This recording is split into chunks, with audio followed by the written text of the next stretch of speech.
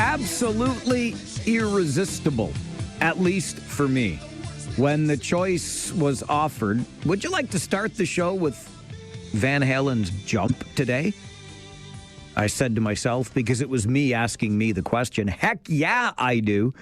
And it was on this day in 1984 that song peaked at number one in the U.S. It also happens to be my favorite song to play the game with.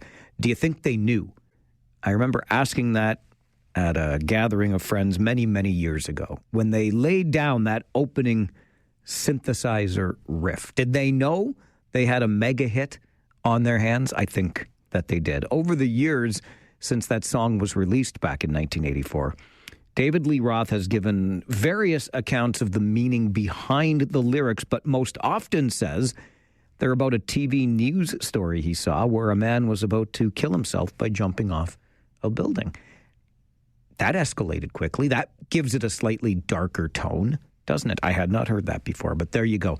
On this day in 1984, Van Halen's Jump reaches number one on the music charts. Good Monday morning, 6 minutes after 9 on this St. Paddy's Day. Today is the actual day, the Feast of St. Patrick. Students in the University District of Waterloo, and why wouldn't they? I mean, if they're going to party for St. Paddy's Day, they'll party on Saturday instead of Monday, right? That gives them all day Sunday to recover and maybe even parts of today.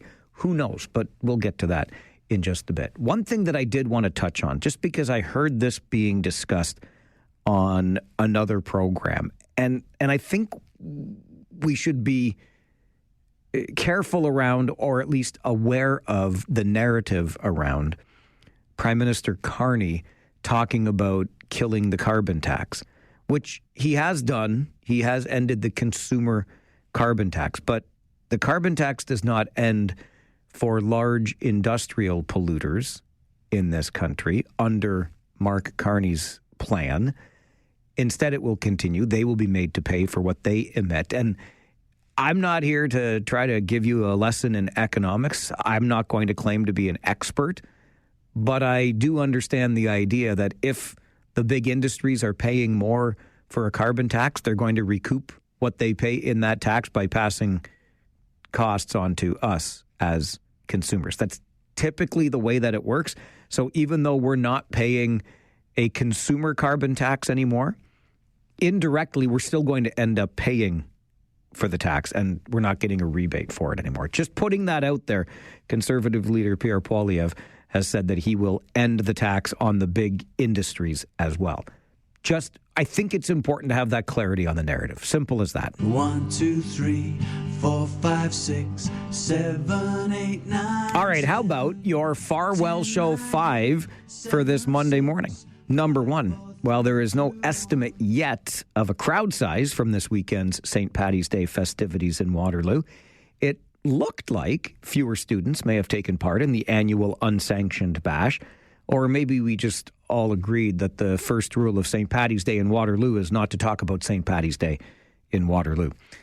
Regardless, there were large crowds reported in the streets on Saturday, and police did issue a public notice asking people to avoid the area as they tried to disperse the crowds. That was late Saturday night.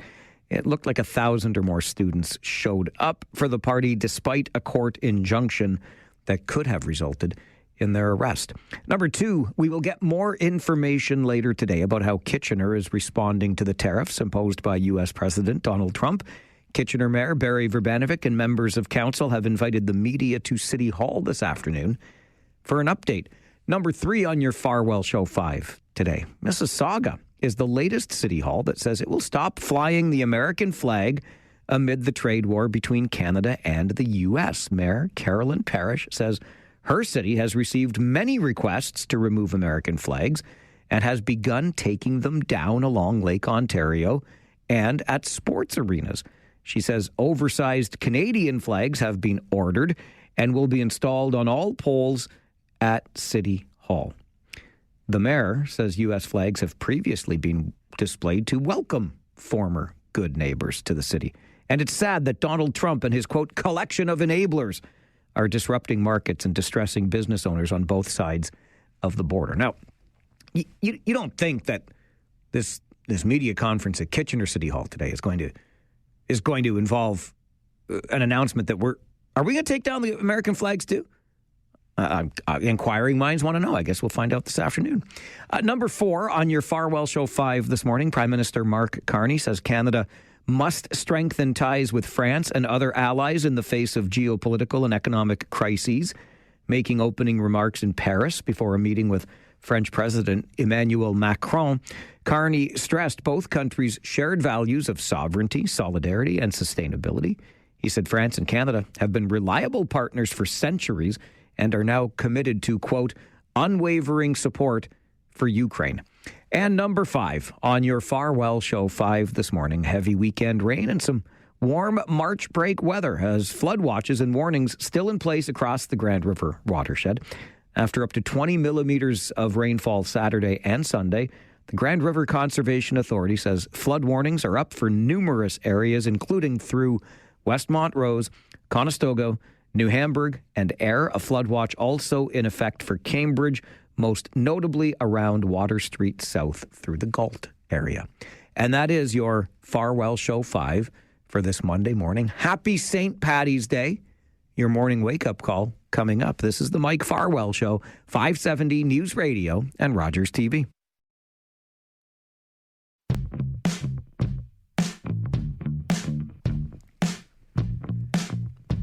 Every day when we begin the show at 9, our phone lines are open to you. We welcome and encourage your interaction and participation in the program, commenting on the stories we discuss, or we make space for you to share what it is that's on your mind. 519-570-2545, star 570, 1-800-570-5715. Paul is on the line with us early this morning.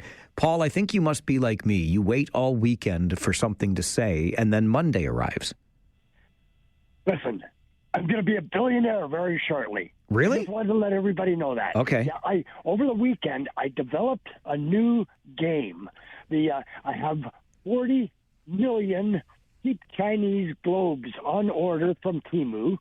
And from Amazon, I got another 40 million suction cup spring-loaded guns, the little dart guns. And here's how the game works. In the morning, you get up, you spin that globe, and you load up your spring-loaded dart gun, and you shoot it at the globe, and you see where it lands. It's, where is the unelected Carney today? Well, he's in France. Of course. So you spun the globe this morning. You got your gun. You shot it at the globe, and the dart stuck on France. You get 1 point for getting France. Where do you think he's going to be next week? I don't know. I'll have to spin the globe and shoot the dart at the thing to find out where. Come on, he's going to be back here because if Parliament resumes, we got to just bring back Parliament and then call an election, right? Why would he do that? Because we need to have an election. Yeah, well, that doesn't matter to him. Do you want to place a little wager on it?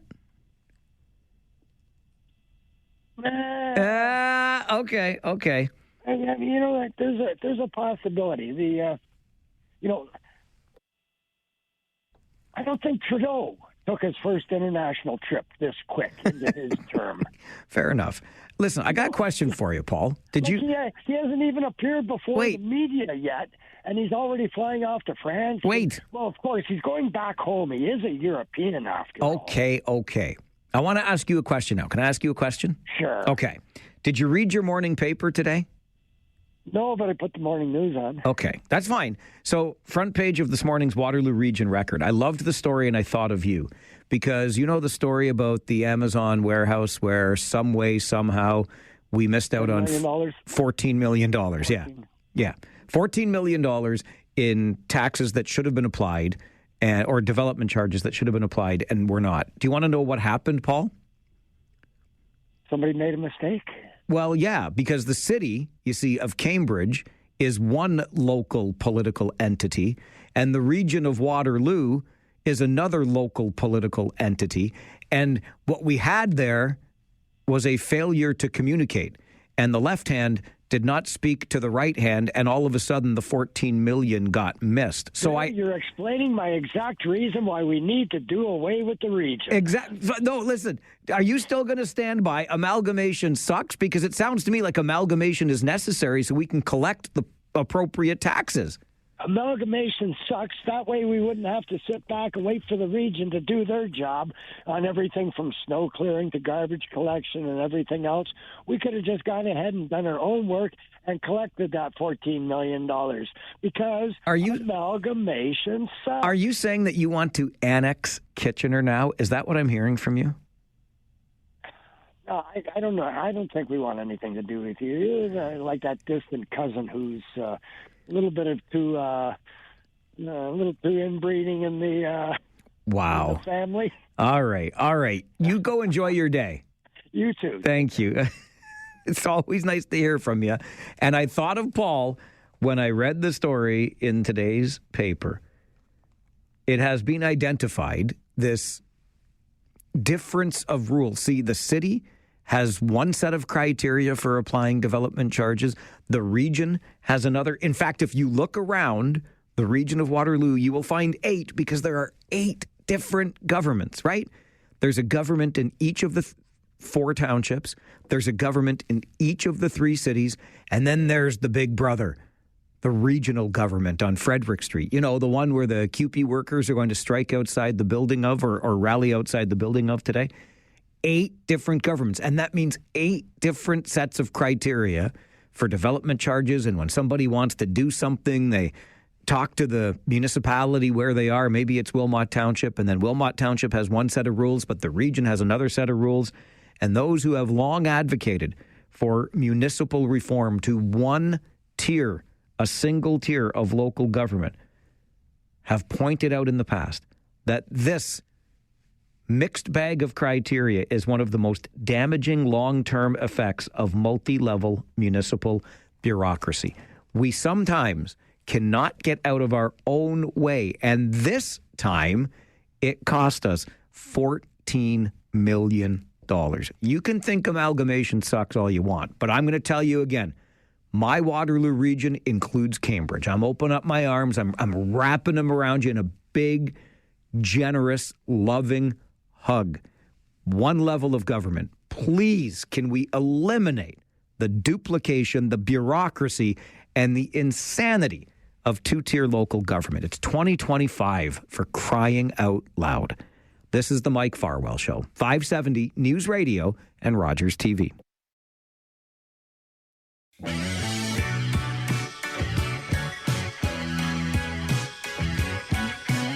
26 past the hour, 4 minutes away from your update in the 570 News Center. Let's get back to the phones, hear more from you on this Monday morning.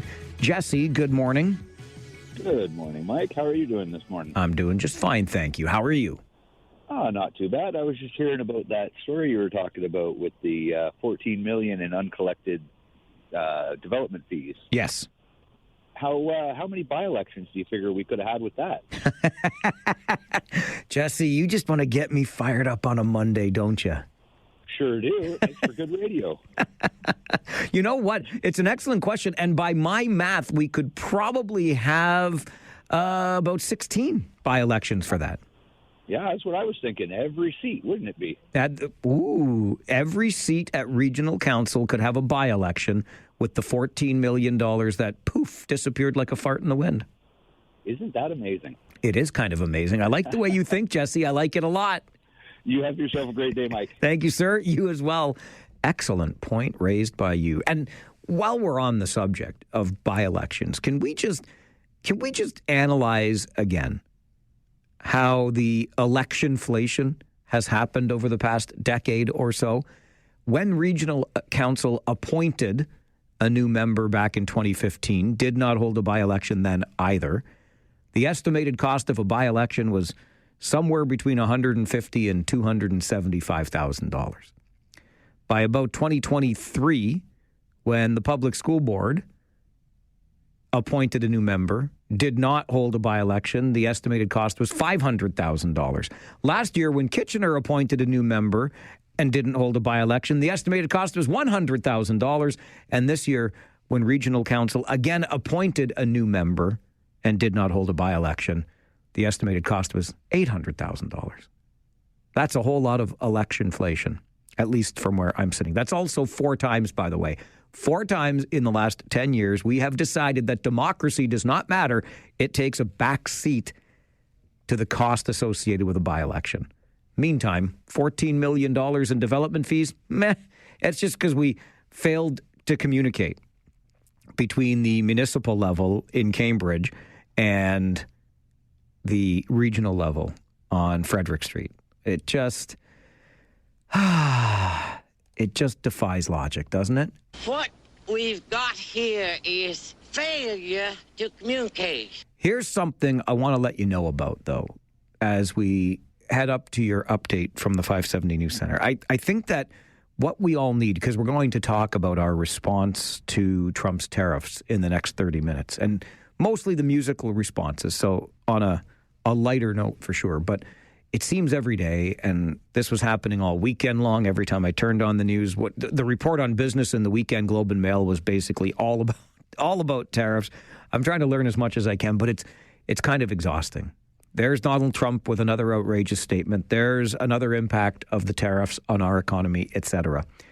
What we're going to do tomorrow, I'm going to turn this ding-dang show right on its ear tomorrow, and we will not talk about Donald Trump. We will not talk about tariffs, not one time ever. In fact, if you use the words either Trump or tariffs, that will result in the immediate dismissal of you from this show. Kind of like when you mentioned the team that shall not be named. We're not naming Trump. We're not naming tariffs. Tomorrow will be a Trump and tariff-free Tuesday on the show. We're all going to have a full day palate cleanser. I hope you'll join me for it. Right here on the Mike Farwell Show. 570 News Radio.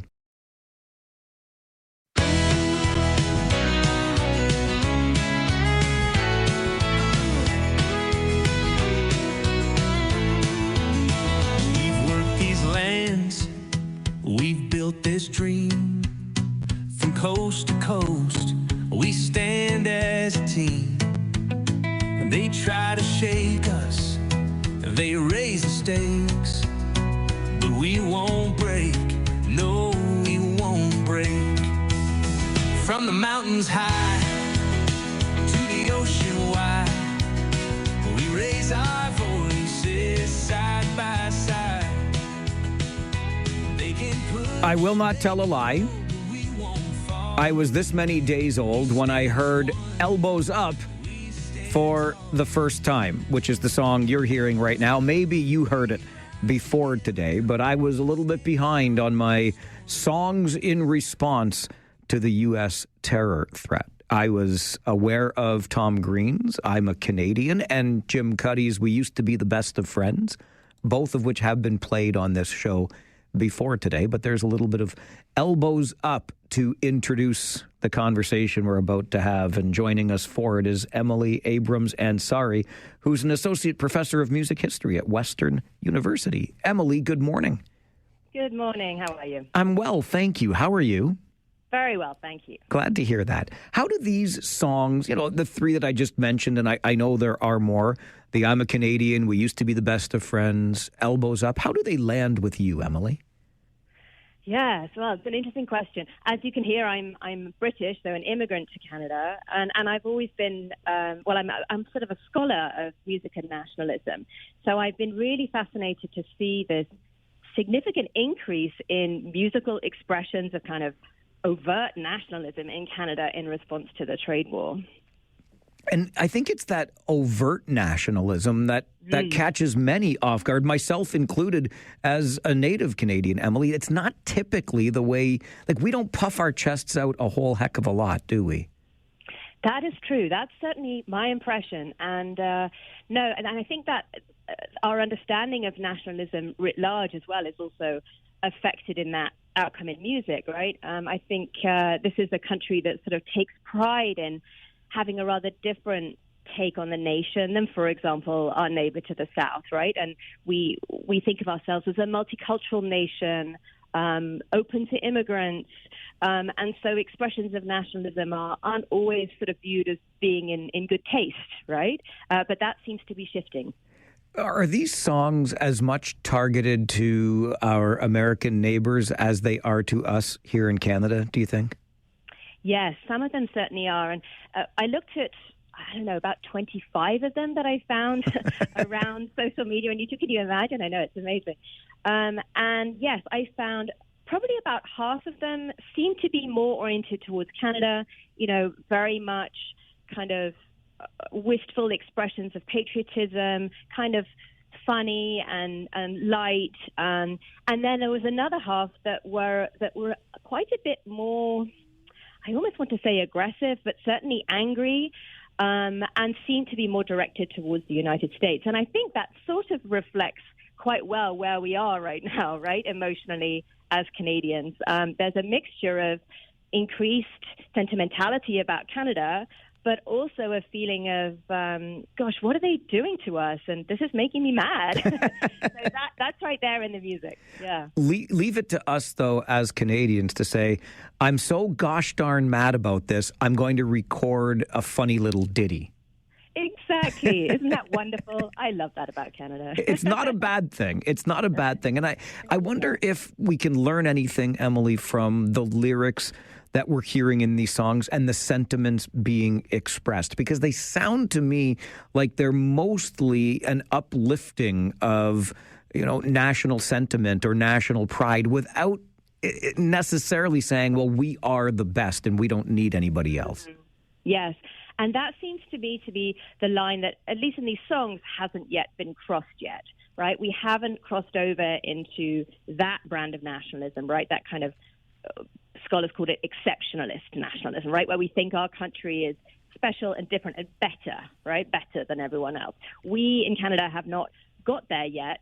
And yeah, these songs, I think they sometimes are sarcastic, sometimes they even blasphemous and, involve rude words that I won't repeat on the radio. But yeah, they haven't got over into that version of nationalism. Of course, we don't know whether they might at some point in the future. And I think this is kind of an interesting measure of where we're at right now, right? But certainly there's been a shift more towards nationalism than we've seen in the past. I was talking just a few minutes ago on the show, Emily, about the overwhelming, quite frankly, nature of Donald Trump stories, tariff stories. I mean, you can't open a newspaper, turn on the radio, watch television news without hearing the name or seeing the face or hearing the voice of Donald Trump, hearing about tariffs and their impact, etc. Do these types of responses, do these songs help us in any way? I suppose they help us to process. Right? Yeah. And I think that what music does so well is it provides a kind of a shared articulation of a moment, right? And of a set of emotions. And I think many of us are anxious and worried and frustrated right now, and we need an outlet to articulate that, right? And music, I think, as in many other examples, can provide that kind of outlet. Yeah. I think it's a really interesting look at one of our many responses to this threat from the United States. And I really appreciate you making time for us on the show today, Emily. Thanks for being here. Thanks. It was great talking with you. Emily Abrams-Ansari is an associate professor of music history at Western University. Our response to the tariff threat in song. Elbows Up, I just heard for the first time this morning. We Used to Be the Best of Friends by Jim Cuddy of Blue Rodeo fame. Of course, we played on the show just a week ago, along with Tom Green's I'm a Canadian. And there are many more that perhaps you have heard that I am yet to hear. But isn't this kind of, almost a uniquely Canadian response to something like this, right? We're going to make a self-deprecating, humorous, uplifting little ditty to respond to something that really is going to impact our household budgets. It just seems to be the way we respond as Canadians. Isn't it interesting also that we turn to art, right, and express our frustration through our art? And definitely, we are known in Canada for our sense of humor. We definitely respond with that sense of humor as well. So I'm thinking about this in the bigger picture of responses. We've seen, obviously, the booing of the U.S. national anthem, something I just haven't been able to get behind myself. And I mentioned to you today during the Farwell Show 5 that Mayor Carolyn Parrish in Mississauga is the latest municipal leader to say, you know what? American flags, they're gone. Outside City Hall, at sports arenas in Mississauga, we're taking down the American flag. And oh yeah, by the way, we have extra large Canadian flags on order. I'm honestly not sure how I feel about that either. I get it. And particularly when you live on the shores of Lake Ontario, as Mississauga does, there is that much closer connection. And I couldn't help but wonder aloud during the Farwell Show 5 today that with the news conference that's being held at Kitchener City Hall today, when Mayor Barry Verbanovic and members of council are going to update us on our response locally to the tariff threat, surely we wouldn't be taking the American flags down in Kitchener too, would we?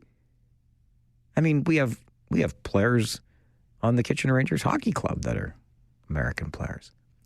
Your thoughts, always welcome on the show, as to our varied responses, and specifically one of the more recent responses, and that is the removal of those American flags and municipalities across this province. 519-570-2545, star 570, and 1-800-570-5715.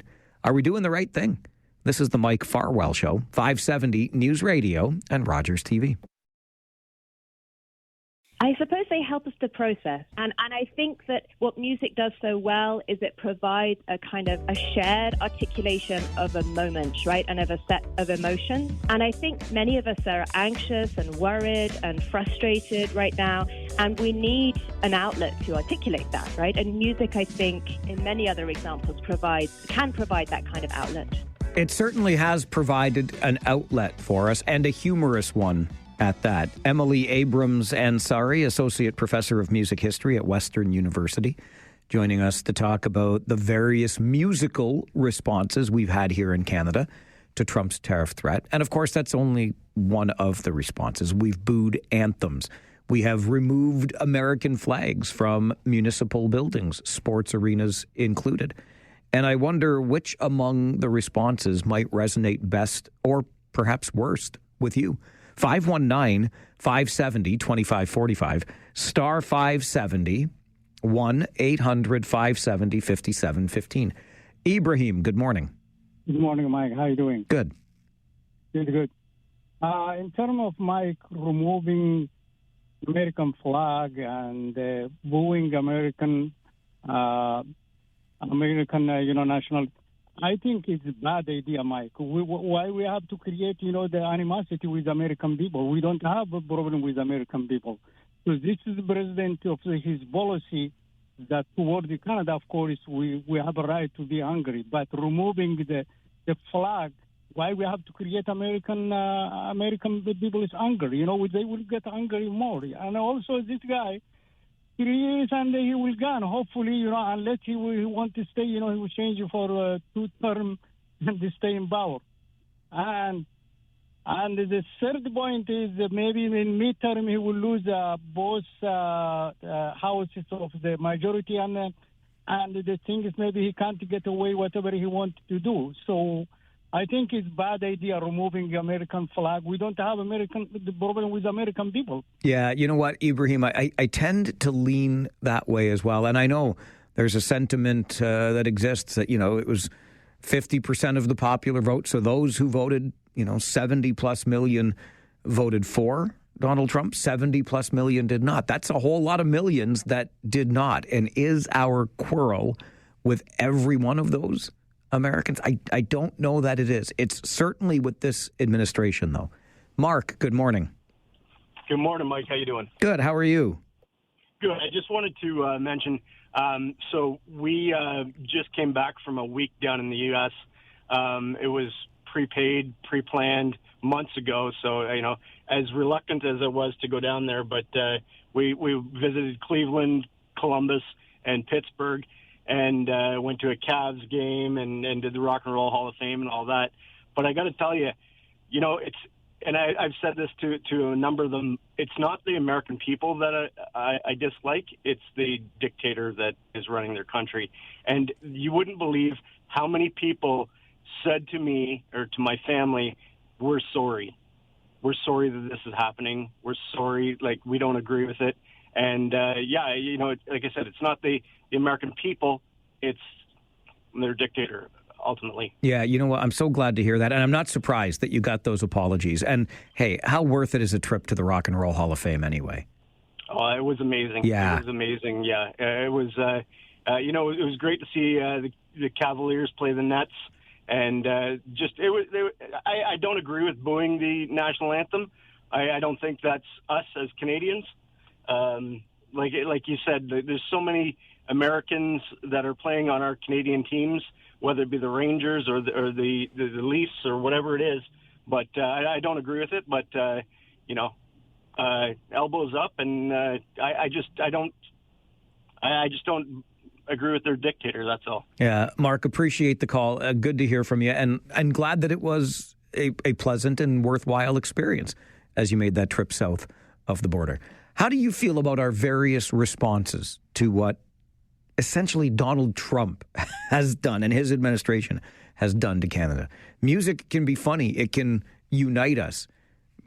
Taking down American flags, booing American anthems, now we're getting into a different kind of response. This is the Mike Farwell Show. More of your calls coming up. 570 News Radio and Rogers TV. Just ahead of an update in the 570 News Center, let's get back to the phones. Paul, good morning. Hey, how you doing, Mike? Good, thank you. How's everything going today? Just fine, thank you. Good. Hey, listen, you travel to a lot of U.S. Arenas and whatnot. Are the flags all up at the where the Flint Firebirds were and all those? Are those issues still are those still happening, or would they take Canadian flags down too? Would be one thing. I'd just ask the question. And then the other question is, I think we're such Canadians about the tariffs and everything, is we'll spend an hour at the grocery store picking over to make sure we get some carrots that are grown in a hothouse or whatever in Ontario somewhere, but we'll go home and we'll click to buy on Amazon a furnace filter or a backpack or something, and not give a minute of thought to where that originally came from. So just my opinion on how things are going here. Thanks, Paul. I appreciate that, and I hear you, right? And oftentimes we're doing that click to buy because it's the least expensive and least disruptive to our lives option. As for what's happening in the American arenas I visit, I have not visited since all of this nonsense began, but it looks like the Kitchener Rangers are on a collision course with the Flint Firebirds for the first round of the OHL playoffs. So I will be taking notes, believe you me, as we have those games back and forth. Steve, how do you feel about our response to the tariff threats? Oh, hi. Good morning, Mike. Good morning. First of all, I really appreciate the call from Mark previously. Well thought out, well said. I think the big problem that I have with all of this is the deafening silence from right-thinking Americans who know that the American dictator is wrong. And I think as far as the flag thing goes, I think it's another way that we can show our complete disdain for the United States at this point.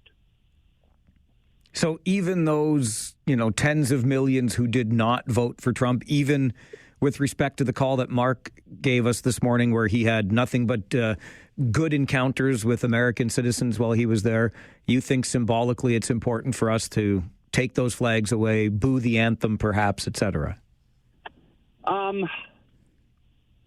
The flag, certainly. The anthem, no. I think I have a lot more respect for other countries for that. But again, I mean, like I say, I have a problem with the right-thinking Americans not saying anything.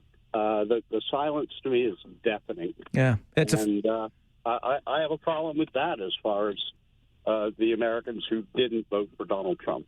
Fair enough, Steve. It's a fair point to make. And yeah, we might wonder, and it sounds like from Mark's call earlier, he encountered some of those right-thinking Americans on his trip to Pennsylvania and Ohio, et cetera, just the other week, and had nothing but pleasant encounters with them, the right-thinking Americans. Where are they rising up to support us in the face of what their president has done to relationships between these two countries? An update from the 570 News Center. And then 2 weeks from today, the King Street shelter closes in Kitchener.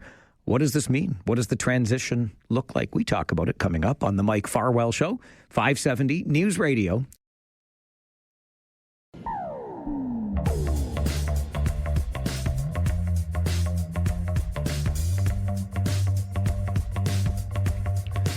Well, 2 weeks today, the region of Waterloo will be closing the King Street shelter.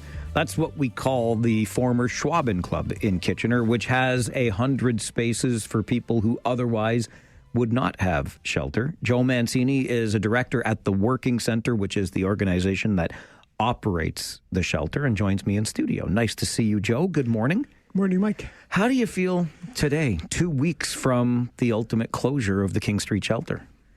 Well, you know, it's pretty sad.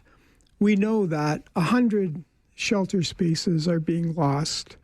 These are necessary shelter spaces, and you know the place will close, and people will, you know, half of those individuals will be going to the street. They're going to be offered tents, and you know, we know that that's not a way for a community to build.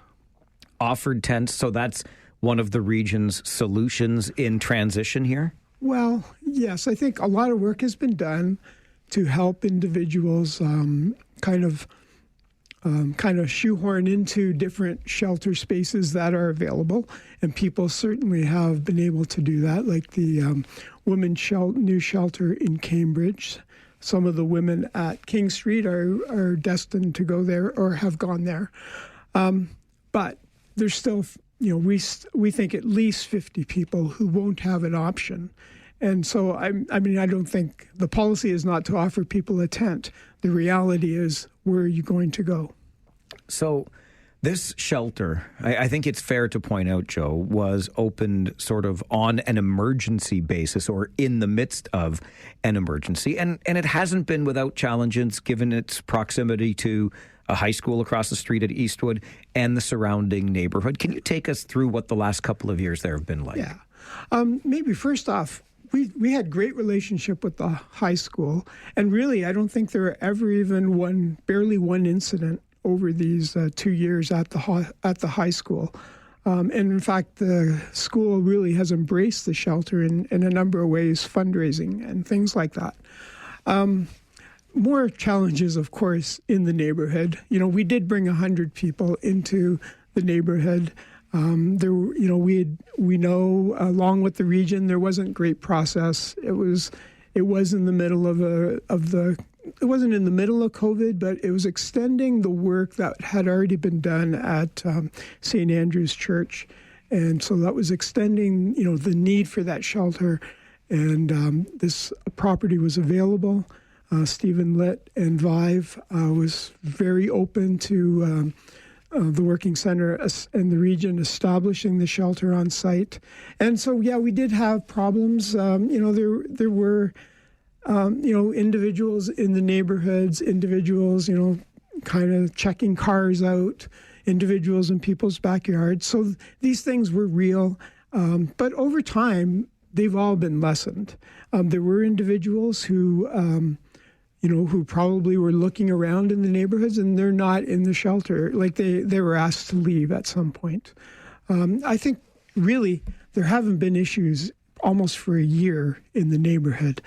And so I think some of that was, you know, process. It does take time to enculturate, to develop protocols, all kinds of things. And what's more important, though, is when you walk in the shelter, 100 people have been living communally in the Schwaben Club. You know, and we're talking couples, pets, individuals both with addiction issues and mental health issues. But this group has lived together, changing, of course. I think about 30% over a year are finding different kind of housing because we're helping people do that. So new people are coming in all the time. So it's a changing group, but nonetheless, 100 people living communally. You walk into that place and you almost feel the love. Like you feel the love because the individuals are being cared for. They're looking after each other. They're living cooperatively together. It's a pretty unique place. Our staff are devastated to have to close a place where people actually look after each other, where people live together, and where they're being let out to a place where they don't really have a place. They don't have a place to actually go to.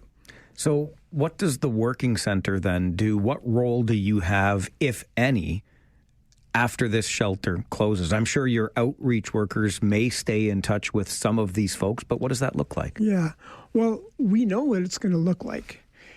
St. John's Kitchen already has 400 people a day. The majority of those individuals do not have a place to go. St. John's Kitchen is a different place than, 40 years ago, even 20 years ago. The people who came to St. John's Kitchen had a place to live. Fact is, the people who come to St. John's Kitchen today barely have a place.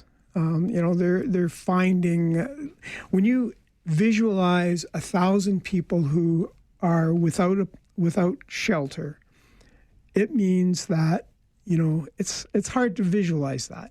But you can, because one individual is in an encampment, another individual is with a friend, another individual is ganging up at a motel, another individual is with 5 or 6 other people are in someone's basement, someone's in a garage. It's like you have to think, it's not that hard to think, how do people survive? Well, people have to figure out how to survive. But part of their survival is they come to St. John's Kitchen because there's showers, there's food, there's warmth. This winter has been just amazing kind of work to support people in the midst of that. I can't even imagine the challenges posed by a winter the likes of which we just had. Yeah, it was very, very difficult for everyone involved. And just because, we're talking about the creation of anger, frustration. Like you can imagine, you might get frustrated going to your car. Oh, it's so cold.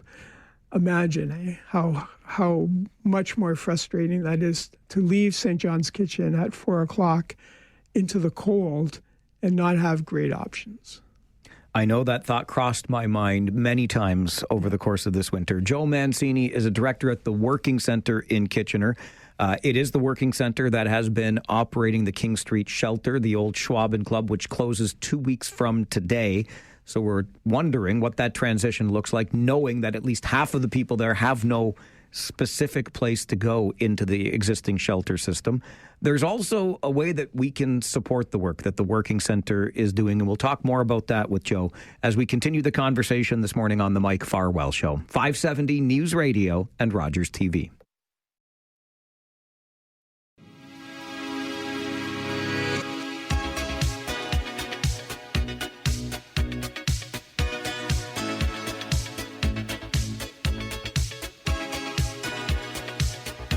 In studio this morning with Joe Mancini, a director at the Working Center in Kitchener, the agency that has been operating the King Street Shelter, the former Schwaben Club, for the past couple of years. That shelter closes on March the 31st, 2 weeks from today. And as Joe has already outlined, at least half of the 100 folks living there do not have a specific place to go within the shelter system. And we were just chatting during the commercial break, Joe. I think this also means that the impact on Kitchener's downtown, which the King Street Shelter is sort of on the edges of, will probably be felt in the core. And the core itself of Kitchener has been a bit of a lightning rod of late, as it is. Yeah. Well, there's no doubt that the encampment across from 97 Victoria is already, puts a lot of pressure on the downtown. And, you can see that by the concerns of the businesses. Adding 50 more individuals into the mix is only going to make things worse. And so I think what it really calls out is the need for low barrier shelter. So yes, the end of, we have to accept the end of King Street, even though we tried to do everything to continue it, but for different reasons, the region was not able to. Partly these are budget issues, partly neighborhood issues. But, there doesn't mean, the problem is, where do you put a low barrier shelter? And where's the openness of a neighborhood to do that? So do we let people freeze outside, or do we let people exist in circumstances, encampments where what we're finding, infectious diseases are just growing like crazy among people, and what that means is people become ill and sick, and we have our nurses and outreach workers trying to support people in places where they become more ill. It's not a great situation. We have a whole hospital system that's supposed to help people get better, and we have 1,000 people wandering throughout the region without an actual place to put their head down at night. I wonder, Joe, in light of the latest count we got from the region, which is numbering 2,300 plus, if memory serves. And that's where I'm getting my 1,000 individuals. So where does your sense of optimism come from that we can find solutions for this here? On one level, it must be said that 2019, the region had 250 shelter spaces.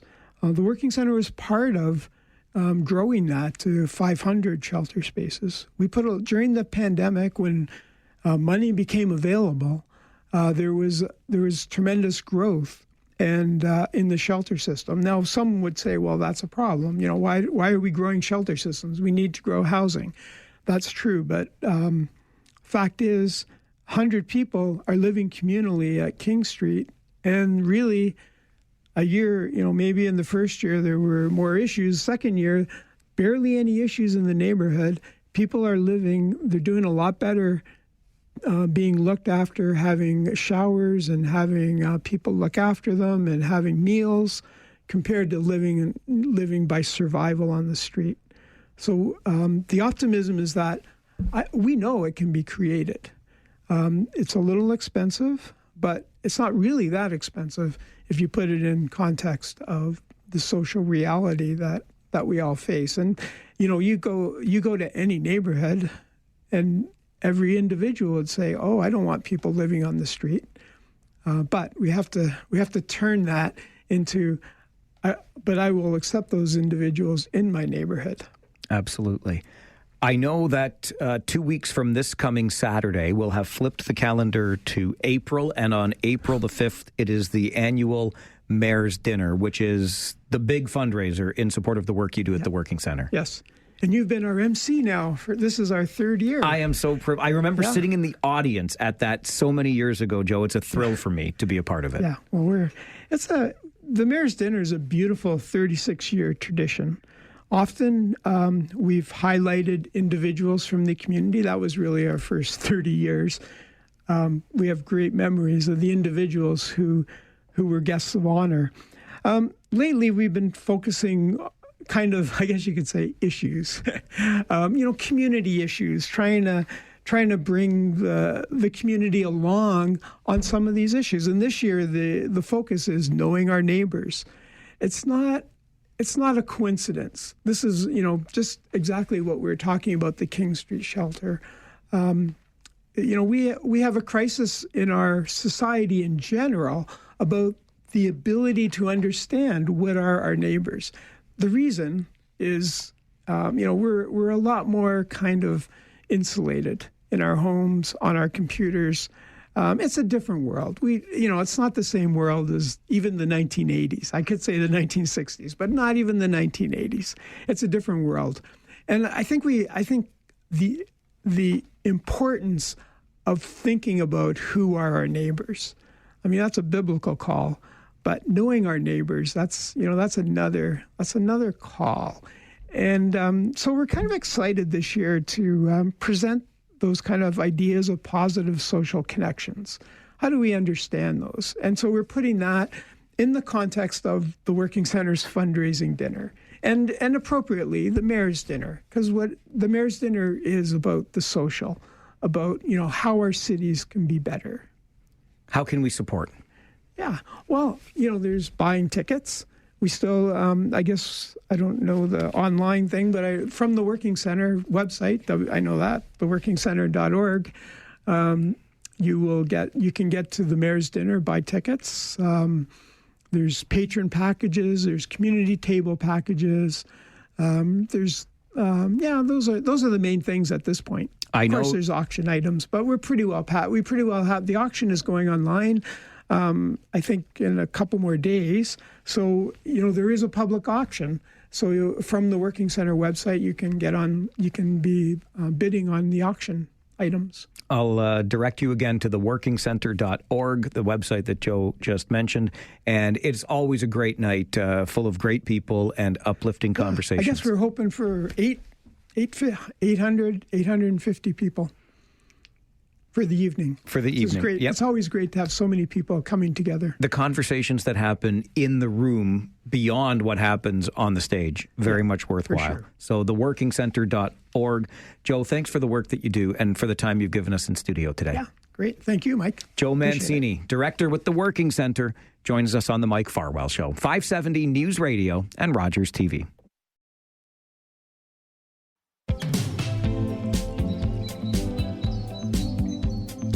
So as you heard this morning during All News Mornings with Christine Clark and Mark Douglas, there was still a St. Paddy's Day party on the streets of Waterloo in the University District over the weekend. We don't have any estimate yet on the size of the crowd, but based on the videos that were shared online, we certainly appear to have gotten into the thousands somewhere. We'll await official word from police on that. But the question remains is, should we be surprised by this, even though there was a court injunction in place that allowed police to arrest and detain any partygoers? I mean, should it surprise us at all that the students were willing to defy that court injunction and take to the streets for their illegal party anyway? Probably not. And for those of you who think that a sanctioned event may be the way to go, you might want to know what happened in Pittsburgh this past weekend, where a sanctioned event did take place and things did not go all that smoothly at all. We'll talk about that in the next 30 minutes. But right after this update from the 570 News Center, it's all about local, right? Shopping local, buying local, how best to eat local. We'll talk about it coming up on the Mike Farwell Show, 570 News Radio.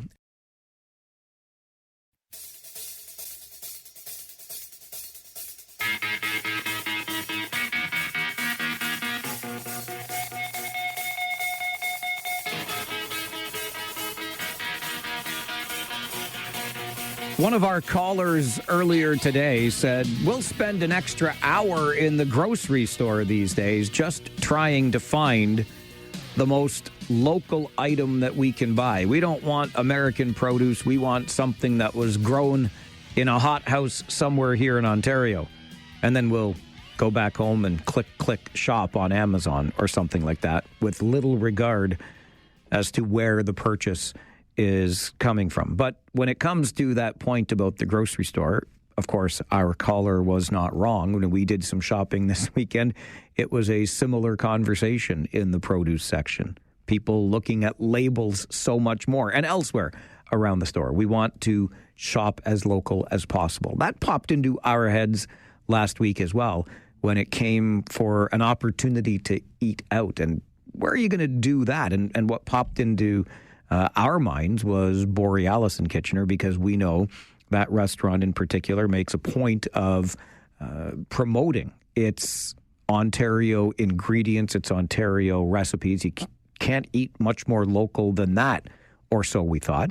And so we called upon Court Desotel, who's the group leader and CEO at the Neighborhood Group of Companies, which is Borealis Restaurant and More, join the conversation this morning. Court, good morning. Good morning, Mike. Happy St. Paddy's Day. Happy St. Paddy's Day to you. What does that mean for you at Borealis? Well, we'll have some features, but we'll have a few people sipping some beverages, I'm sure. Of course. Today. But it's a big day for our pub in Guelph, the Woolly. Oh, of course. We've been celebrating all weekend. Excellent. With tap takeovers and, celebrating all the great local craft we have.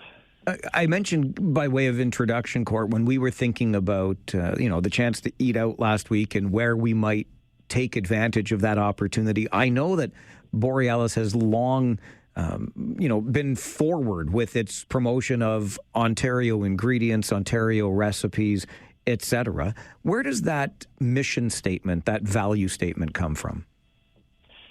Where does it come from? Well, for us, it's always been, I think to me, the point of a restaurant is always to celebrate what you have around you.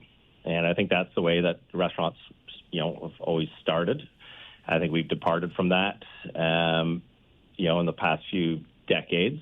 And we just wanted to really make sure that we were highlighting all the great local, the growers, the winemakers, the brewers that are in our region, which really makes our especially this region so unique and so strong because of the great agricultural communities that we have here. Is it difficult to do? Does it take more work to ensure that you are sourcing, for example, 80% of your purchases from right here in the province of Ontario? Yeah, it's something that you build over time, and it's a philosophy my father always had when he opened up our pub in 1990 in Guelph. It was all craft beer, or predominantly, about 90% craft beer and highlighting local food. So over the years to when we opened up Borealis in 2008, we wanted to highlight as much local food as possible, which is trickier. It's become a little bit easier now just because of technology with, more greenhouses, vertical farms, those type of things. We can get produce throughout the year. But it also meant just beyond just the food and drinks themselves. So, where are the tables and chairs being made? For example, all the chairs at Borealis are all made by Mennonites in the area, and we're sourcing from, sustainable forestry within Ontario or Canada. And, even where the napkins come from to, the majority of companies that we deal with. So over time, it becomes just part of the everyday decisions that we make. But it definitely took a little bit of work to get to the point where we're at right now. Does that mean then, Court, that the impact of tariffs is a little bit lesser on the neighborhood group of companies? It does. I think there's still some concerns out there, but there's a variety of concerns that we have. Obviously, if it comes to aluminum and steel, we look at the cost of, cooking pans and restaurant equipment in general could go up significantly. So there's concerns there. Produce, I find, will be a concern.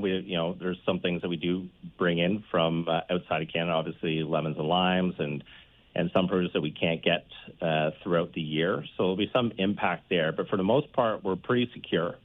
So we're not really concerned about our food prices going up. And it may actually have an impact of dropping food prices as a lot of, producers that sell to the United States may not have that opportunity. So we may see a decrease in food just because of a surplus in supply. Why was this emphasis on local so important to your father when he opened that first pub back in 1990? Yeah, that was he loved the idea of the British pubs, and he couldn't figure out why in Canada everybody was opening up a British or an Irish pub. He said that kind of defeated the purpose. The purpose of the pubs in overseas were to celebrate everything that was around you. And so that's what he wanted to do here. He thought that's, what's the Canadian pub look like? So he opened up one of the first craft beer bars in Canada and just grew. He had to end up growing to quite a few pubs across the province. And then, for him is we have so much great food and drinks to offer in Ontario that we need to celebrate those things. And he didn't find that we were doing that properly. So he got into the restaurant business. How have your customers responded over the decades? Oh, it's been great, right? Because I think that's the one thing when you start serving or building relationships with people locally, you have such a great story to tell.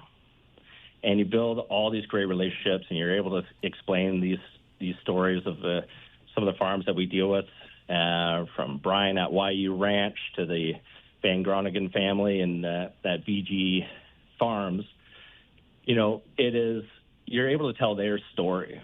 And people love that. This enhances the dining experience when you understand where your food's coming from. And there's a transparency there as well, too. So people know, sourcing locally, you feel a little more secure, safer about it. And it's healthier as well, too.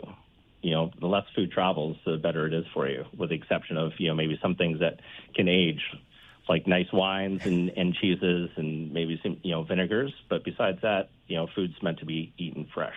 It certainly is, and it makes for a great story, to be sure. Court, really appreciate the work that you do. Thanks very much for making time for the show today.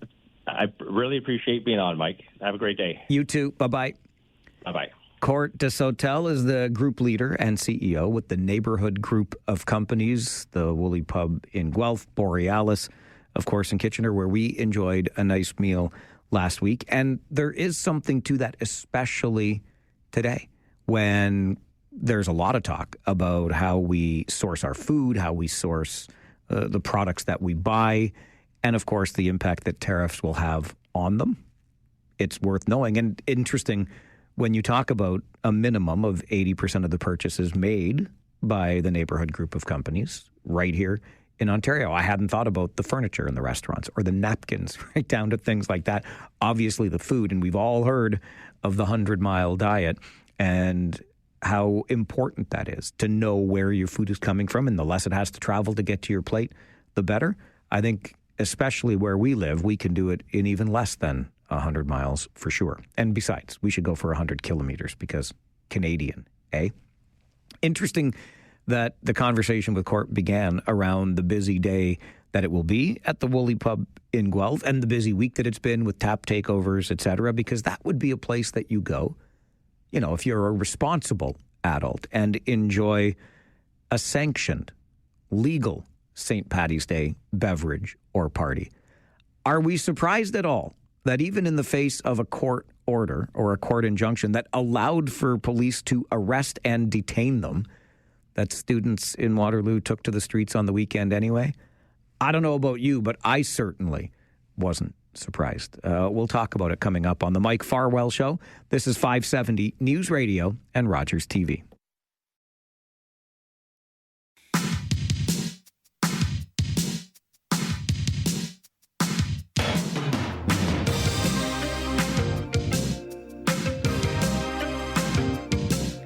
Received an email this morning from Yuda. Yuda writes to Mike at 570news.com. G'day, Mike. My son was called yesterday morning to work on his day off so he could clean up the debris from Ezra Street. This debris left behind by our so-called, quote, future professionals. Last I heard, Yuda writes, littering was a violation. Appreciate the email to Mike at 570news.com and your thoughts always on the show, whether you call us at 519-570-2545, star 570, or 1-800-570-5715, or you use one of our electronic touch points, email Mike at 570news.com, or on X at Farwell_WR. I was away on Saturday, traveled to Owen Sound with the Kitchener Rangers for a very good hockey game up at the Bayshore on Saturday night.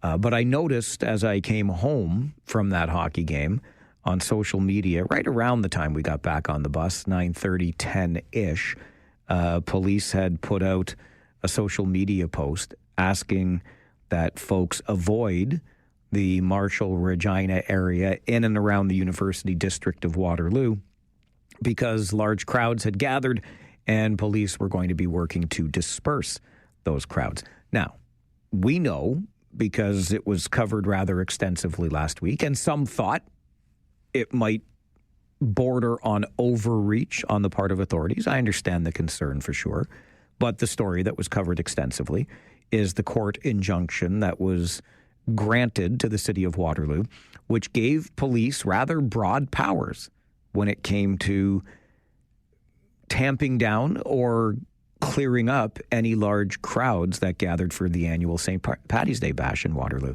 Police could arrest and detain people. Criminal charges could be laid for defying that court injunction. So instead of just a ticket and or a fine, you end up with a criminal charge and a potential criminal record for defying a court injunction. However tough that language was, and however severe you thought the court injunction was by way of a means of controlling an illegal party, I don't know about you, but I wasn't all that surprised to see the posts on social media showing the crowds that still made their way into the streets of Waterloo. And much like Yuta's email talking about littering being a violation, that's, contravention of a bylaw, a fine, etc. But the thing about this is our so-called, quote, future professionals, Yuta writes, this is one of my ongoing concerns with the party. We tend to, or some anyway, tend to excuse it because these are our future leaders in the community. These are the people that will one day build companies that do great things, which is probably true. But that doesn't mean, I don't think anyway, we should be excusing that behavior at this age and stage of life. I can point to myriad examples of people who have grown into tremendous leaders or built great companies that didn't engage in illegal behavior like that during their post-secondary days, didn't feel it was some sort of right for them to take over public streets and take away important community resources, emergency services, etc., from other people who may need them at that time. I struggle with that. And, there's been a lot of talk as well about sanctioning this event, turning Waterloo into a St. Paddy's Day festival in the spring, much like we see Oktoberfest in the fall. Consider this around the University of Pittsburgh over the weekend, where that school, much like our university district, deals with an annual street party where thousands of people take over public streets. So what they did in Pittsburgh was sanctioned an event in the area where it's always happened, allowed the students primarily to take over the streets, have their sanctioned event. And what happened? Well, neighbors in the area report drinking as early as 8 a.m. and sometime around afternoon, a porch collapsed because too many people were sitting on the roof of it, and it collapses on the people down below, and 16 people get sent to hospital. For those of you who like to compare this to Oktoberfest, tell me the last time that happened at Oktoberfest. So there's a degree of recklessness with the St. Paddy's Day party that goes well beyond what we see in other areas. And I'm just not certain that we should even be considering sanctioning what is there. You heard our guest earlier talk about St. Paddy's Day at his pub. I don't want anybody to be denied their fun. Have your fun. Just do so in a licensed establishment or in a safer and more permitted manner. I don't think that's too much to ask, even for an 18 or 19-year-old university student. And yes, I know I'm talking about 18-year-old students in the same breath as drinking, which is illegal under the age of 19. But here we are, because that's how old students are when they show up to post-secondary school these days. They can be as young as 18. One of the other things that continues to confuse and confound me in all of this is we look at it as an emergency responders problem, primarily police, right? They're out there to control it. They're out there with the new powers to arrest, detain, etc. They call in reinforcements from other services to help out. The municipality is the one that gets the court injunction. So it's a city problem. It's a policing problem. At what point, if ever, do we turn this around and say, it's a school problem? Why isn't the school being sent, or why aren't the schools, plural, being sent the bill for this? And they can charge it back through their tuition. Is it just me, or do the schools get off rather lightly in all of this? Just some thoughts this morning, as I was not at all surprised to see crowds on the streets of Waterloo over the weekend, even though a court injunction told them to not do that. This is the Mike Farwell Show, 570 News Radio and Rogers TV.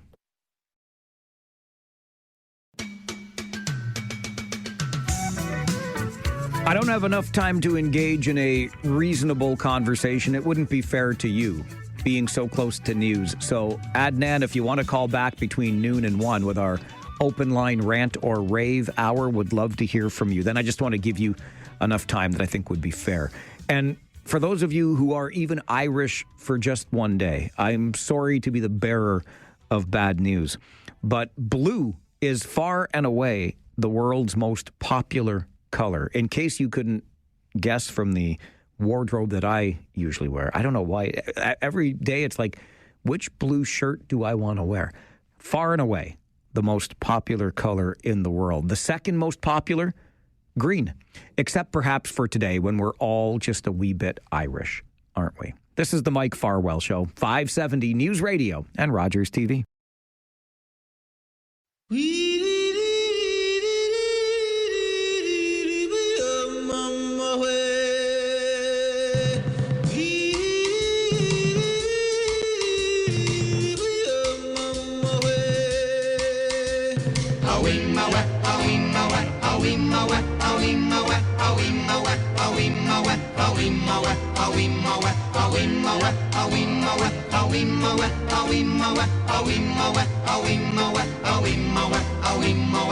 In the jungle, the mighty jungle, the lion sleeps tonight.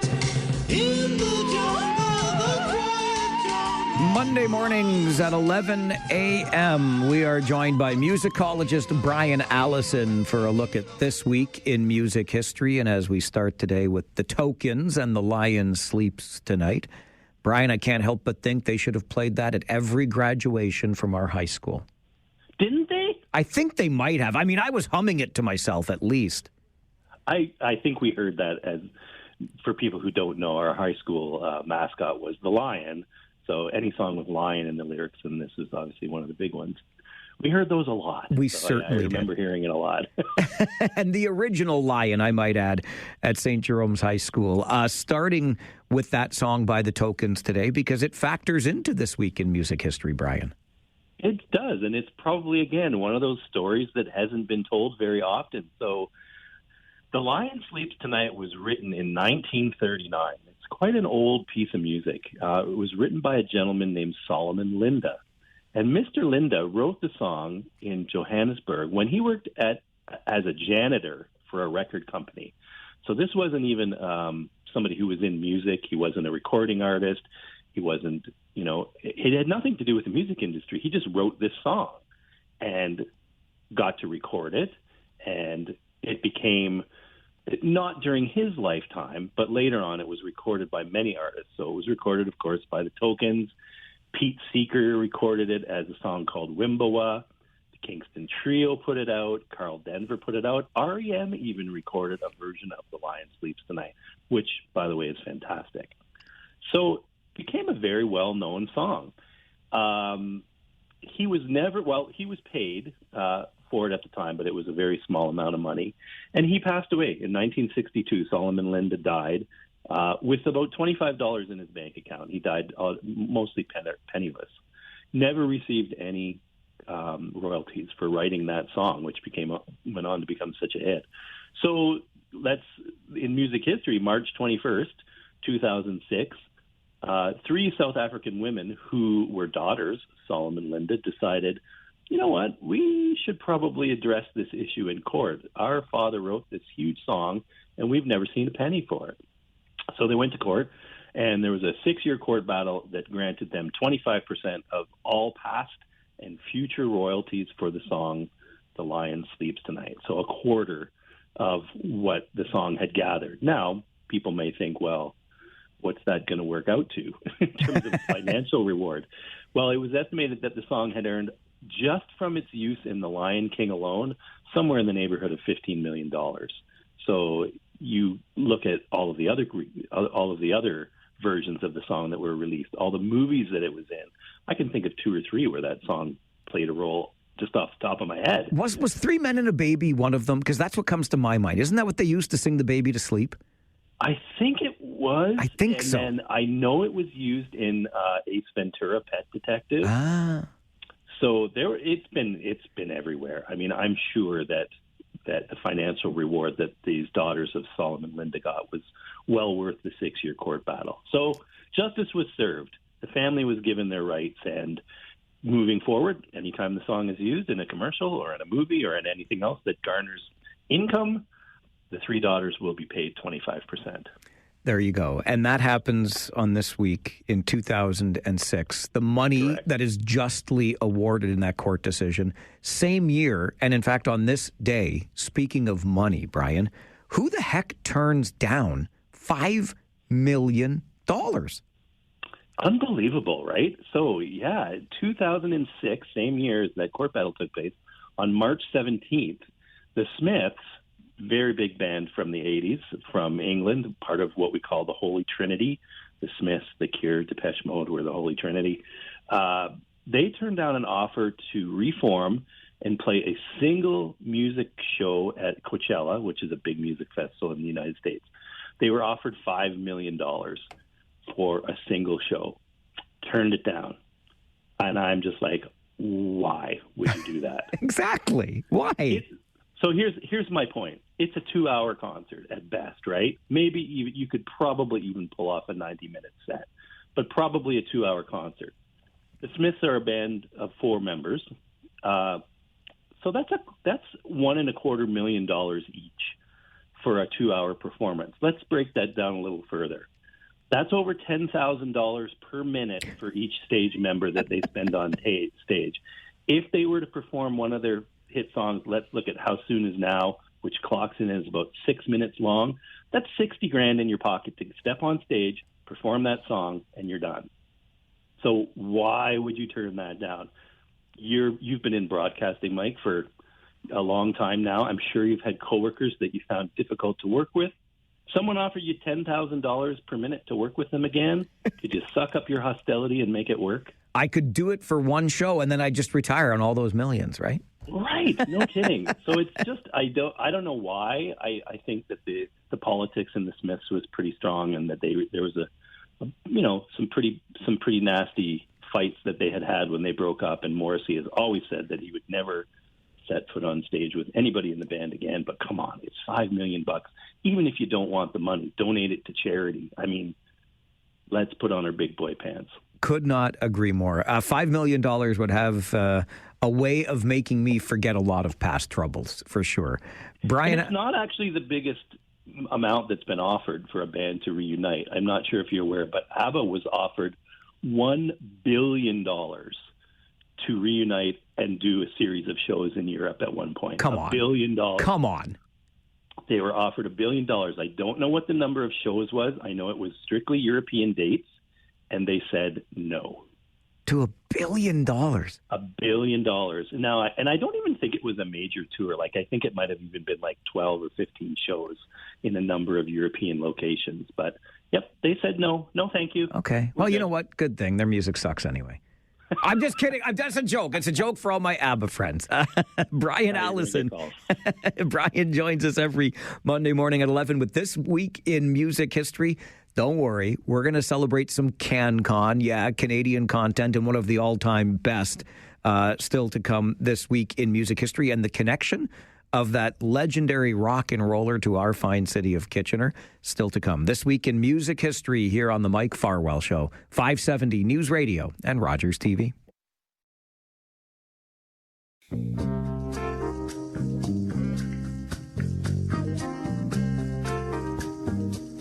Every Monday morning at 11, musicologist Brian Allison joins us to take a look back at This Week in Music History. We were talking earlier, Brian, about The Lion Sleeps Tonight, a song that became much bigger after the death of Solomon Linda, the man who wrote it. A similar story for Otis Redding's Sitting on the Dock of the Bay. Yeah, March 16th, 68, it was released posthumously. And Sitting on the Dock of the Bay became the very first song ever to hit the top of the charts in the U.S. Posthumously after an artist had passed away.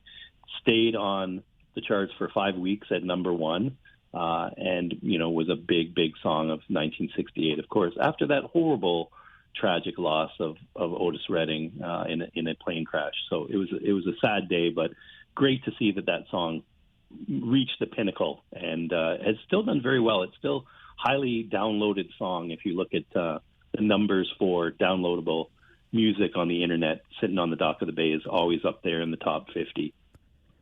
It would seem wrong of us to have a conversation about this week in music history in light of everything that's going on in the world, particularly between Canada and the U.S., and not celebrate some good old-fashioned Canadian content. And one of my all-time faves from Canada, Mr. Neil Young himself. Yep, Neil Young hit the top of the charts in 1972. I believe it's that long ago. The only time that he's had a number one single in the U.S. over his incredibly long career, at least as a solo artist, was 1972, March 18th. He released the song Heart of Gold from his album Harvest, and it stayed on the top of the charts for a number of weeks, I believe. And yeah, it was the first song and only song that he's ever had chart at number one, and is still considered by many to be one of their favorite Neil Young tracks. Great song, incredible record. Harvest is just full of hits. Old Man is on Harvest, Needle and the Damage Done. A lot of those signature Neil Young songs came off of 1972's Harvest, so incredible record. Something a lot of people don't know about Heart of Gold, background vocals were provided by the great James Taylor and Linda Ronstadt. Both sang backup vocals on Heart of Gold. So very cool. Love that little tidbit for sure. Speaking of signatures, when Ozzy Osbourne is involved, there tends to be a wild story associated with it. We already talked on a previous edition of this show, Brian, about the biting the head off a live bat because he didn't know it was actually a live bat. This story, though, wild as it is, ends awfully tragically on This Week in Music History. It's a real terrible story for sure. And yeah, we could almost have a This Week in Music History Ozzy show. Like, it just seems like there's so many stories about Ozzy, and a lot of them are really sad stories. Like, I mean, the guy's had quite the career, but this more pertains to his lead guitar player, a complete prodigy on the instrument, Randy Rhoads, who was just a 25-year-old kid at the time. He had left Quiet Riot, the band he actually started, to tour with Ozzy. And they recorded Diary of a Madman, and they recorded Blizzard of Oz, which were both huge records in the early 80s. But March 19th, 1982, it all came to a terrible, terrible end. So the band was headed out on the road from a show, and they were stopping in Leesburg, Florida, because they had some difficulties with the air conditioning in one of their tour vans. So they stopped at this large rural property that was owned by the company that they were leasing the vehicles from. And on the property was also an airstrip with a number of small planes. The guy who was their pilot, or their tour bus driver, was also an occasional pilot. He also happened to be on an all-night cocaine binge at the time and decided that he was going to take one of the planes up for a joyride over the property. So they went up with a couple of guys from the crew, circled around the property, came down, no problem. And then he asked Randy Rhoads, would you like to go up? And Randy was actually afraid of flying. He didn't want to go, but he took his camera and he was going to take some pictures from the air to send apparently back home to his mom. So they went up and they decided during the course of this joyride that they were going to buzz the tour bus where Ozzy and some of the band members were sleeping. So they made a pass over the bus, buzzed it, got within about 6 feet of the bus, did it a second time, and on the third pass, the wing clipped the bus, and the plane spiraled and crashed into a house on the property, a garage, burst into flames, and the three on board were all perished in the crash. So it was just an awful, awful thing. And still to this day, Ozzy has difficulty talking about the loss of Randy Rhoads because he was such a talent. The things that he could have achieved as a guitar player. He was actually a classical guitar player and was incredibly talented and translated that learning into rock and roll and became, that guitar player of the moment that everybody was trying to imitate. So it was a very sad story, March 19th, 1982, when we lost Randy Rhoads. Impossible to talk about rock and roll without talking about the man who very well may have brought it into the mainstream, and that, of course, is Chuck Berry, who we lost on This Week in 2017. And the reason I want to make note of this is because there's a connection between that king of rock and roll and our city. And I learned about that on your show. That's something that I added to my knowledge by listening to the Mike Farwell show. So there it is right there. You're even teaching me things. So yeah, Chuck died in 2017 at the age of 90, and he did have a connection to Kitchener. He had fathered a child with a woman who was from Kitchener, and he purchased her a home in Kitchener, which she lived in for many, many, many years. And he was a frequent visitor to the area, apparently.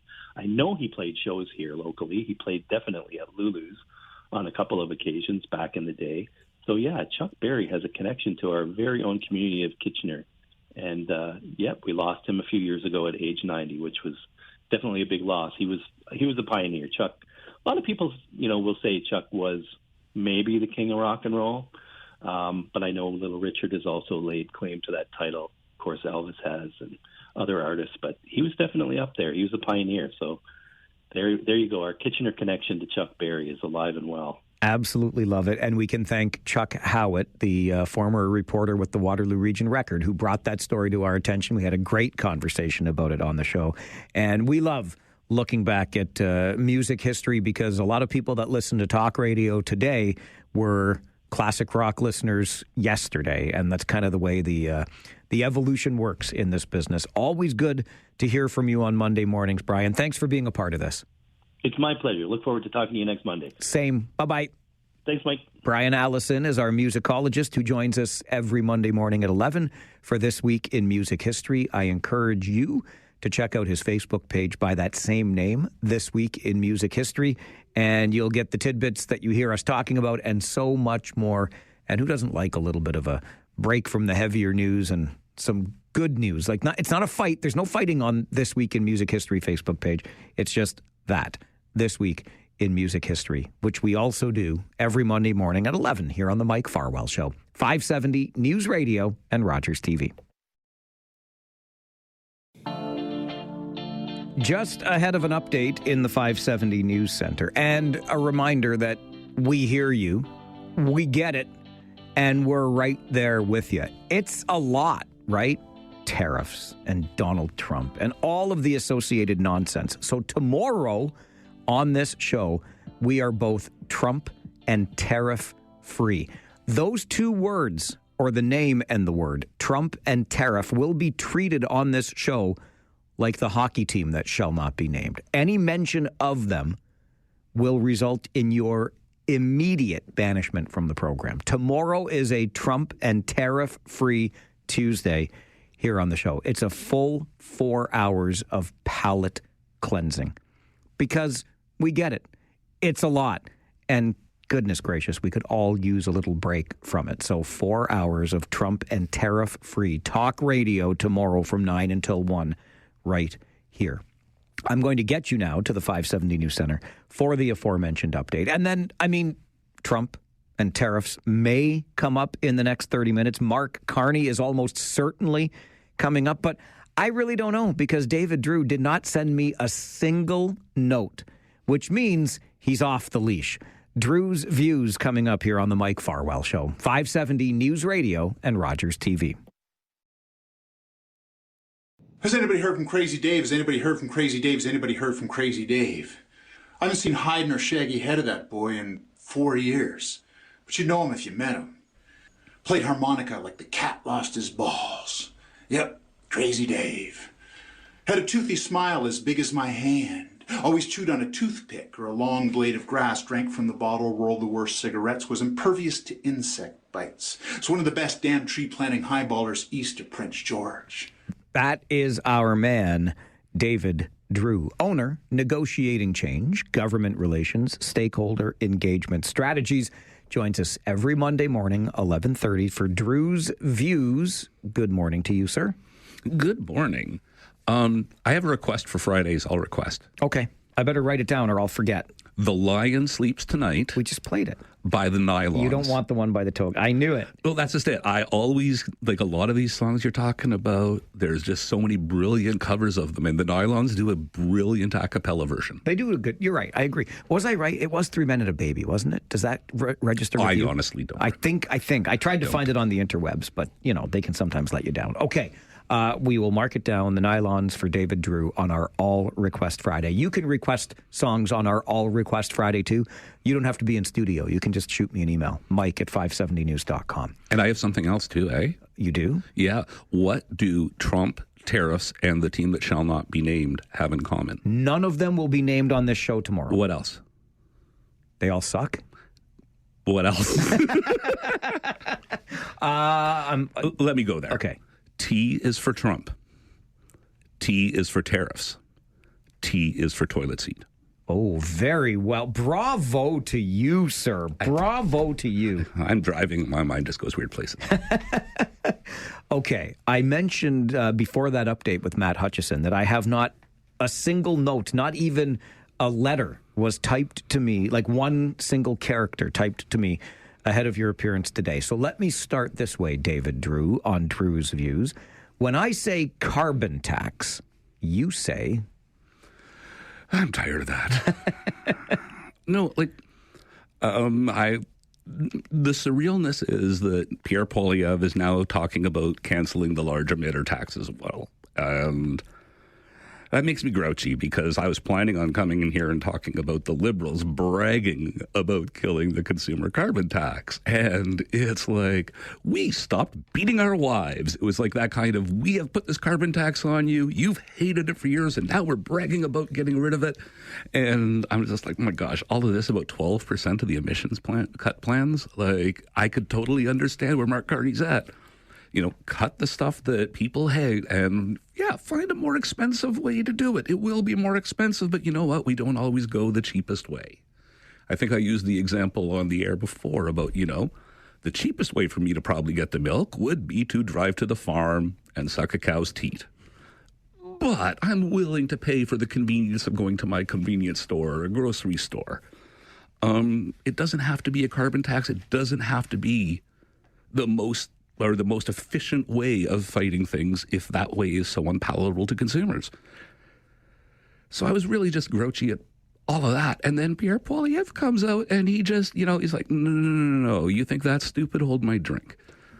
But I think that Pierre Poilievre here is staking out some slightly new ground because one of my concerns, because one of my concerns around the narrative with Mark Carney ending the consumer carbon tax is, okay, that's fine. So you can apply it to large industrial emitters. Great. But we know what those large industrial emitters are going to do when they pay more for pollution. It's going to trickle down to us. So we, as consumers, end up paying more without getting the rebate that used to exist under the previous Liberal plan. So I think it's a bit of a flawed narrative that's out there as there's a celebration of the ending of the consumer carbon tax.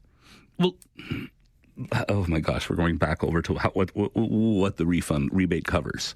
Well, it was supposed to cover the consumer. I don't know that it was ever meant to cover the costs imposed by the large emitters. No, it wasn't. But that's what I'm saying. So at least we got that. But we got that for the costs imposed by the consumer, which is disappearing.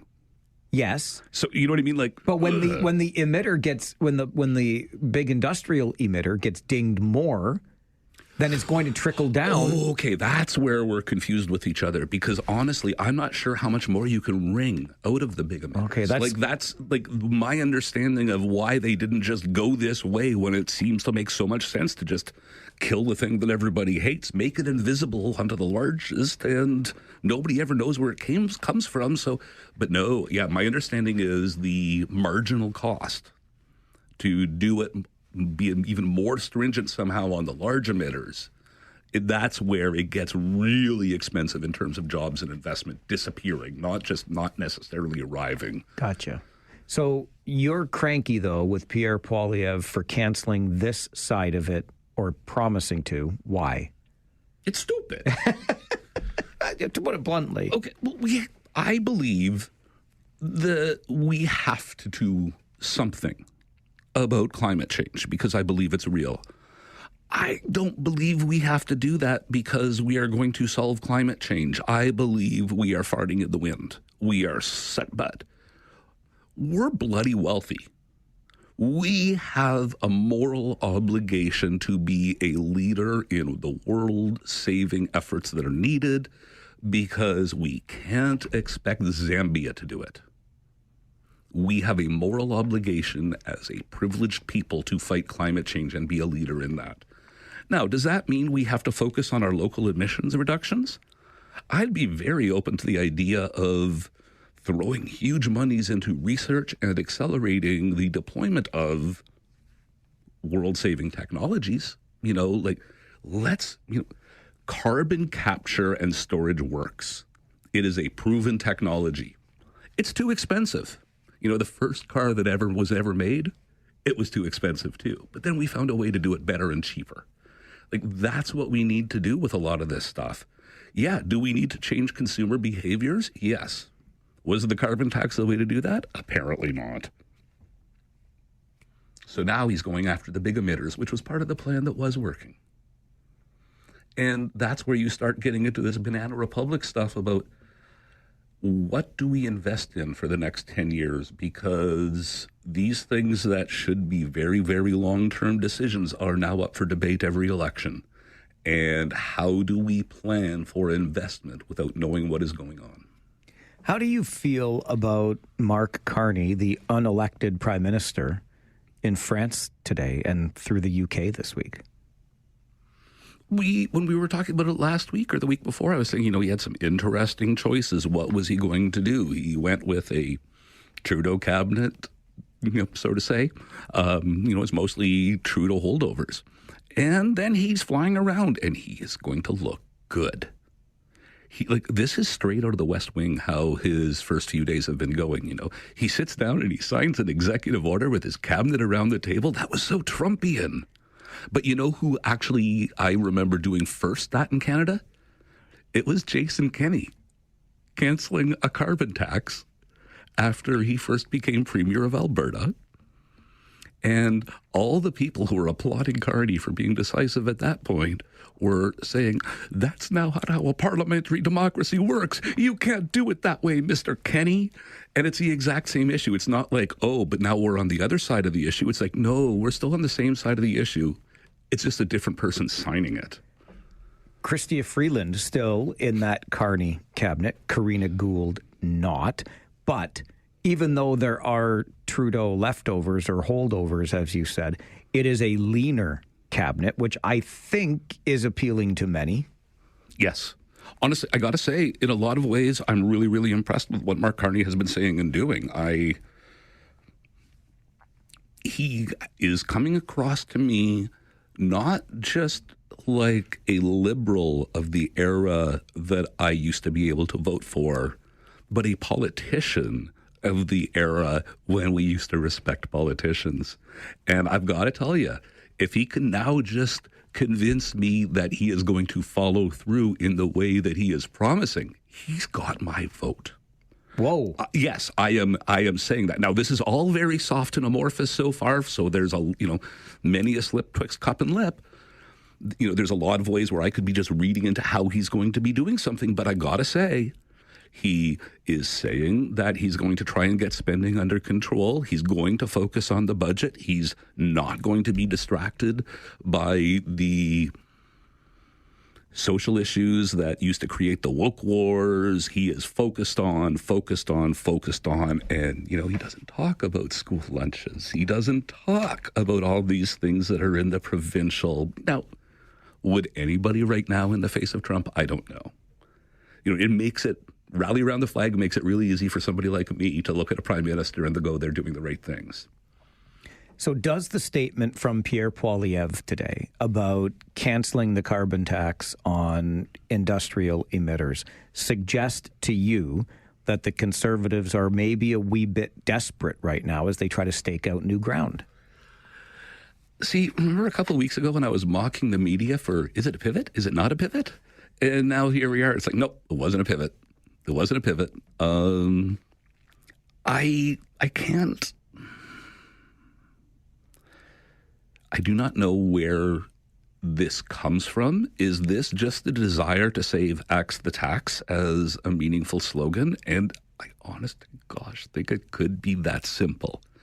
By keeping the carbon tax alive as an issue, they are able to keep the Axe the tax alive. They are able to bring Justin Trudeau back into the conversation for these Justin Trudeau policies. Is it going to work? I hope that, I shouldn't say I hope. I don't think it will. I don't think it will. But I do remember back when the Liberals and the Conservatives were last competitive, the Conservatives were doing a whole lot of stuff. And I was sitting here saying, yeah, I don't think it's going to work for them. And next thing we knew, it was like they were up at crazy numbers in the polls. It's an election again, and they are doubling down. And yeah, I don't think it's going to work, but I've had egg on my face saying that before. We are going to be in election mode in no time flat, right? I noticed on social media, Mike Morris has made no bones about being in campaign mode, and I couldn't help but notice when I drove into the parking lot here at the boardwalk this morning, Tim Lewis's face was staring at me from out a storefront window because he's got campaign office set up. So there you go. Man, I hope you'd had your coffee. I had not yet had my coffee, but I was awake then, let me tell you. Yeah, we're going to be having one, and honest to gosh, it's going to be an election. It is going to be an election. It's going to be an election, and that kind of excites me. You know, as much as I think I am a small C conservative, and I would like to see I don't care whether it's a liberal, well, I do care, but I want a majority out of this. I do not want more uncertainty and governments always thinking about the next week. You know, we're lucky if we can get a government thinking 4 years out. When they're in a minority, they tend not to think more than 2 weeks out. I'd like some period for us to plan ahead so we can actually, you know, maybe buy some planes for our military, make a difference. And I picked on that one specifically because it's now apparently on the table over this tariffs thing. 20 years from now, when we're still waiting for our F-35s to arrive, are we going to be sitting there going, yeah, it was worth waiting for over this Trump thing or not? And honestly, I could see it going yeah, yes, it was. I don't know where he pokes next, but I could picture this being one of those things where, yeah, our sovereignty was being threatened. So the Liberals canceled a military plane purchase and the people applauded because Trump is that icky. David Drewe is the owner of Negotiating Change, government relations, stakeholder engagement strategies. He joins us every Monday morning, 11:30 for Drewe's Views. Thank you, sir. Thank you. Right here on the Mike Farwell Show, 570 News Radio and Rogers TV. Time for the local business spotlight on 570 News Radio. And we are joined this morning by Faisal Susiwala, broker of record with RE/MAX Twin City, Faisal Susiwala Realty. Faisal, good morning. Good morning, Mike. How are you? I'm doing well, thank you. How are you? Excellent, thank you. Glad to hear that. We are in an interesting time, it seems to me, Faisal, when it comes to interest rates. Because of the threat of tariffs, the economic uncertainty, etc., the Bank of Canada just reduced rates again, and it sounds like they will continue to do so throughout the year. What do you think about that? Yeah, absolutely. So with all of the tariff threats and, like you said, the uncertainty in the market, the Bank of Canada is reacting to it, obviously. And, I mean, there was expectation that rates would come down, and now it's almost a certainty. Bank of Montreal has come out and said that by July, it could be the Bank of Canada rate could be as low as 2%. But by the end of this year, it's almost a given that it will be. So, again, for those folks who have variable mortgages right now, that's great news. For those who are coming into the market right now, they're going to see less payments on their monthly mortgage. And what's interesting, because of the uncertainty, the prices have not started coming up. So it's an anomaly that we're seeing low rates and low prices. Because Usually it's the opposite. Low rates bring higher pricing. So there's a great time right now to get out there, see what's out there. Inventory starting to creep up now. And those who were sitting in the sidelines as far as selling their homes are starting to put their homes on the market because typically, March, April, May are great months to sell your home. Yeah, low interest and lower prices is something that we don't see. It definitely is an anomaly. And, it's interesting because I do have a buddy that's dipping his toe into the market, and he's looking at a condo, Faisal, and we're learning about, or trying anyway, this process called interim occupancy. What does that mean, and how does it impact the buyer of a condo? Yeah, interim occupancy is an interesting fact that we don't often talk about a lot, or it's not highlighted as much. But in the contract, and real estate condo contracts can be 50 to 100 pages long. In there's something buried called an interim occupancy clause, which means that when your building has been completed, but if the condominium has not been registered, you basically get interim occupancy. You get the keys, you get to live in your unit, but you have to pay a rent in order to occupy that unit. Now, in some instances, people who are buying these units are investors. During that time frame, it's very important to ensure that in your contract it states that during interim occupancy, yes, you will be paying a rent, but you have the right to rent out your unit so that you can start having some income to balance out the rent that you're paying or the interim occupancy fee that you are paying to the developer or the builder. So there's a lot of legalities surrounding this. There are developers and builders who are not allowing the owner to rent out the unit during the interim occupancy, and that's causing a lot of expenses to the homeowner who had originally purchased it for the intention of renting it out, but now they cannot even rent it out because it hasn't closed. They're still in that limbo time frame where they don't have occupancy and they haven't registered a mortgage on their property. So it's a good reminder to make sure you fully understand what's in that contract. Absolutely. And go out of your way to insist that the builder or developer inserts a clause in your offer that allows you to rent out the unit during the interim occupancy, even if you don't personally intend on occupying the unit. Great information as always, Faisal. Thank you very much for being here. My pleasure. Great to be with you. Faisal Susiwala is a broker of record with RE/MAX Twin City, Faisal Susiwala Realty. If you'd like more information like that and support, you can reach Faisal by phone at 519-624-5555. That's 519-624-5555. Oh, thank you so much, Fatima. Thank you for the email to Mike at 570news.com. It was not The Lion Sleeps Tonight that they sang as a lullaby in Three Men and a Baby. It was Good Night, Sweetheart. Good night, sweetheart. Well, it's time to go. Boom, boom, boom, boom, boom. They did. I remember, but it wasn't it's a similar song, right? Fatima, you're the best. Appreciate the email and your internet researching abilities. Email me anytime, Mike at 570news.com, and correct me when I'm wrong. Or, instead of doing it electronically, you can do it when you phone in. And you get the chance to phone in, not just throughout the day when we're talking about various issues, but every day from noon until 1 when we open the phone lines so we can hear directly from you. And this being Monday, we keep up with a long-standing tradition on the show. Mondays are rant or rave days. So our phone lines are wide open to you for your rants. A rant is something that's got you upset, or your raves because, hey, it's sunny and well enough above zero to make us feel like it's spring out there. So you can rave too. The next hour is yours on the Mike Farwell Show, 570 News Radio and Rogers TV. Take out the papers and the trash, or you don't get no spending cash.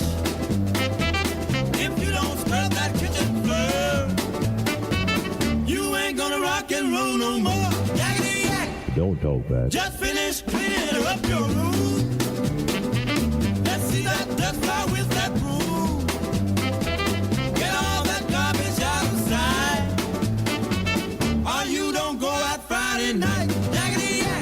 Talkback. So that stabbing at the University of Waterloo a couple of years ago was not an act of terrorism, just a very high-level hate crime. We talked earlier today on the show about the St. Paddy's Day party in Waterloo that went on. It looked smaller to me, but we don't have any estimates from police as of yet as to the size of the crowd. But the fact that it went on at all in the face of a court injunction that could lead to criminal charges. Police had the power this weekend to arrest and detain anyone found in contravention of the court order issued last week that forbade wandering the streets dressed in green or otherwise and essentially taking over public thoroughfares for the sake of your own party. But the party still went on, and I don't think we should necessarily be surprised by that. I brought it up on the show earlier today and also wondered aloud something that I've been wondering for a while, and that is how it is that the schools seem to get off kind of scot-free in all of this. We look at it as a policing problem, as a city problem, etc. Why don't we just send the bill to the schools in Waterloo and let them pay for the party, as opposed to, of course, the very generous taxpayers here in the region. Anyway, maybe you want to weigh in on one of those things, or you've got something else on your mind. It is your rant or rave edition of the 12 o'clock Talkback Hour. 519-570-2545, star 570, and 1-800-570-5715. Grant, you go first. Good afternoon. Yeah, good afternoon. Did you watch 60 Minutes about, the musicians wanted to play in the Marines, but because they were of a different ethnic color, they were not allowed to, or something like that. I did watch 60 Minutes, Grant, and I very much enjoyed that story last night. Yeah, me too. And I'm disappointed with the students not following the orders of the party. Very disappointed. And yeah, I think the schools should be accountable. Because how are they going to nab every single person? And like I told you a while ago, they should have stopped this many years ago, and the police just la-di-do. No, see, that's not that, Grant, and that's where I'm going to push back, because you just made it a police problem again. Mob rules here, clearly. Like you said, how are police going to arrest every single person, right? Mob rules. They knew those that did go out, and it looked to me from some of the videos I saw that were into the thousands somewhere. You can't possibly arrest and or detain all of those people. But then you say this should have been stopped years ago, and you put it on police. I want to change that narrative. I think we ought to put it on the schools. And I think if we start hitting the schools in the budget, we might see a different result here. I don't know. But I feel like we haven't been hitting the schools in the budget enough. That's just me. Andre, rant or rave, good afternoon. Mikey! Rave. Okay, what's the rave? It's a beautiful day, and you're probably thinking about me at the game. I was thinking about you at the game because Tanner Lamb scored a hat trick, your favorite player. Thank you very much. You're very welcome. And you know what? I think Tanner Lamb did it just for you, Andre, just for you. Toll-free Jay, my man, good afternoon. Oh, I have a question. Oh, gosh, I don't like questions. They make me nervous. Okay, what? If Utah wins the Stanley Cup. Who is you? What? That's what I'm saying to you. Like a team. But why do you bring stuff like, Jay, do you sit around and try to come up with wackadoodle ideas? The reason I'm asking is because... Okay. What name are they going to put on the Stanley Cup? Well, the reason I'm asking is because if a team is a franchise, should they not have a team name before they win the Cup? Because when Seattle won in year one, they were the Kraken, right? Seattle never won the Stanley Cup. No, Vegas. Sorry, Vegas. When Vegas didn't win the Stanley Cup in their first year. But anyway, they had a team. Did they win it their first? I don't think they won it their first year. I think Vegas Okay. won the first year. Vegas the first year. But either way, it doesn't matter. The team wins, the team wins. They'll put the Utah Hockey Club on the Stanley Yeah, Cup. that's it. But it's a Utah Hockey Club, and if the Utah Hockey Club wins the cup, Then the Utah Hockey Club wins the cup. but it doesn't have a name. It is. It's the Utah Hockey Club. I know, but it's just not right. Okay. Jay, you hurt my head sometimes. You start with, I have a question. And then I get all nervous because I have to answer a question. And what if I answer wrong? And I may have did Vegas really win their first year? Or did they make it there their first year? I don't think they won their first year. I'm going to have to Google that now. But bottom line is, honestly, of the things that we need to worry about right now, maybe we should all be more like Jay. Jay's greatest concern is if, and it's a big if, the Utah Hockey Club wins the Stanley Cup, how are they going to etch the name of the team onto the Stanley Cup? They're going to call it the Utah Hockey Club. And frankly, I don't care. I do not give one rat's patootie about how they put the name on the Stanley Cup. What I do give a rat's patootie about is balancing the budget. How about that? This is Rant or Rave, your 12 o'clock talkback hour for a Monday, and we continue on the Mike Farwell Show, 570 News Radio and Rogers TV. You see, Jay, I told you the Vegas Golden Knights made it to the Stanley Cup final in their first year, but they did not win until year number 4. So there you go. They made it to the final in year number 1, but they did not win in year number 1. You've got nothing to worry about when it comes to Utah. I'm the one with things to worry about. I get asked random questions because I dare to open up the phone lines on this show. Kids, if you want a shot of adrenaline, forget a Red Bull. Get a radio show and say, you know what we're going to do? We're going to open the lines for 60 minutes every day. See how you like that. It's like walking a trapeze without a net down below. 519-570-2545, star 570, and 1-800-570-5715. And by trapeze, I mean tightrope. You can do a trapeze, though, and try to fly through the air with a flip without a net down below, too. Same idea. You walk a tightrope, you fly through the air with a trapeze. Kyle, help me out here, brother. I got a big rave. Okay. You might like it. All right. For 3 Men and a Baby. Yeah. Movie, by the way, but I also want to, I don't know if you knew this or not, but the the twins that played in that movie were from Kitchener-Waterloo. They were. I have to look it up. From Kitchener-Waterloo? Yep, because they were. Are you sure not Toronto? Nope, they were my parents when they first moved to Kitchener. They lived behind them, and then they moved. And if you look it up, it actually says Kitchener-Waterloo. That the girls that played in 3 Men and a Baby were from Kitchener-Waterloo. Really? Yep. Okay. Well, fun fact for you. Look, you could I'm fact Googling check as you're talking. I'm Googling right now. I am. What is it called? IMDb or something like that. It says Kitchener-Waterloo. So Lisa Blair and Michelle Blair. Lisa Blair and Michelle Blair Ontano. I don't know the Ontanos of Kitchener. It's that's where they're from. Okay. Yep. I'll even send you a link. But they did an interview and everything a few years ago. They were explaining how they're from the area and stuff. So yeah. Okay. Yep. Okay. All right. Praise it. Don't worry about Toronto. We can't let Toronto win. I don't want Toronto to win, except the Hawks. It's like Hamilton. Yeah. It's like Hamilton. Get rid of Hamilton too, right? No. I like the Hammer. I don't know. All right. Thanks, Mike. Thanks, Kyle. I appreciate it. I only want Toronto to win the Stanley Cup. That's the only thing I want them to win. John, Rant or Rave, good afternoon. Good afternoon, Mike. I called you a little while ago about a problem I'm having. I brought my wife home from the hospital 16 years ago. And the problem I'm running into, she's in bed all the time. She can't get out of bed. Try to get a pair of glasses for her. It's impossible. I have a suggestion that goes like, if I have to get her blood taken, they charge me $55.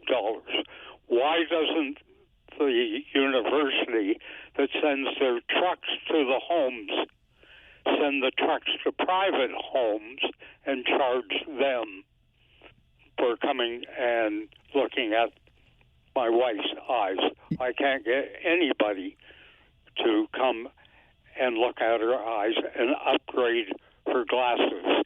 John, I appreciate that call. I do remember your call some time ago and the concern that you expressed. And, you're really onto something there. I think when you talk about the services that are made available through a mobile unit, for example, to go to retirement communities or care homes, that sort of thing.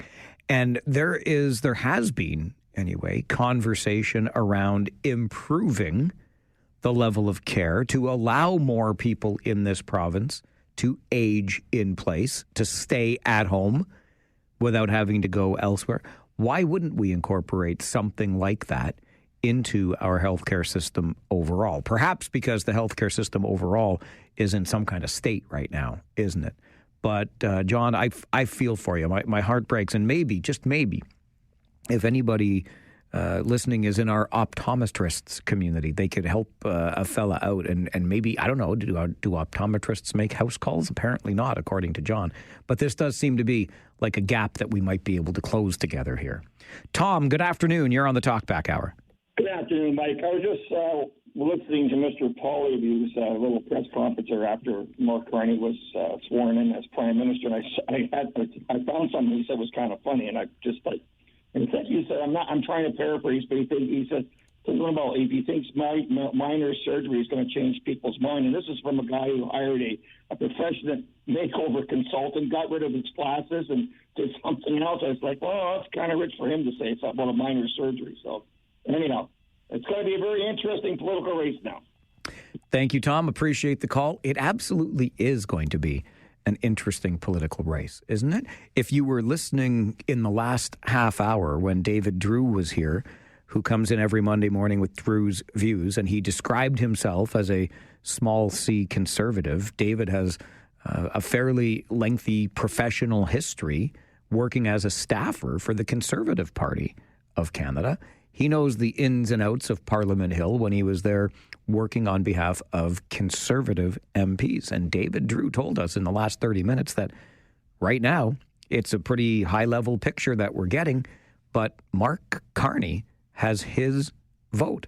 And that stopped me in my tracks. I even responded with, whoa, hang on, Mr. Small C Conservative. The federal Liberal leader has your vote? So if nothing else, I'm with Tom on this, and I have not yet decided. I always make my vote based on who is running in my riding. I vote for the local candidate as opposed to the leader. But the talk show host in me, the media member in me, is at least my interest is piqued because we are going to have a much more intriguing race now, right? 3 months ago, it was a Pierre Poilievre coronation. It ain't no longer. This is the Mike Farwell Show. Rant or rave on your Talkback Hour, 570 News Radio and Rogers TV.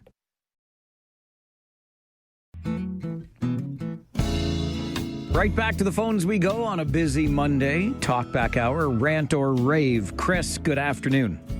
Good afternoon, Mike. How are you? Good, thanks. And you? Good. Just calling about the 3 men and a baby comment. Yeah. Both twins definitely do live in Kitchener-Waterloo. They have their whole life. I was astounded by this, and I'm sorry that I didn't know. One of them is my spouse. Come on, Chris, don't. So most definitely they have lived in the region. Chris, are you messing with me right now? I'm not messing with you. Michelle is my spouse. That's amazing. That's amazing. Yeah. Do you still talk about the movie?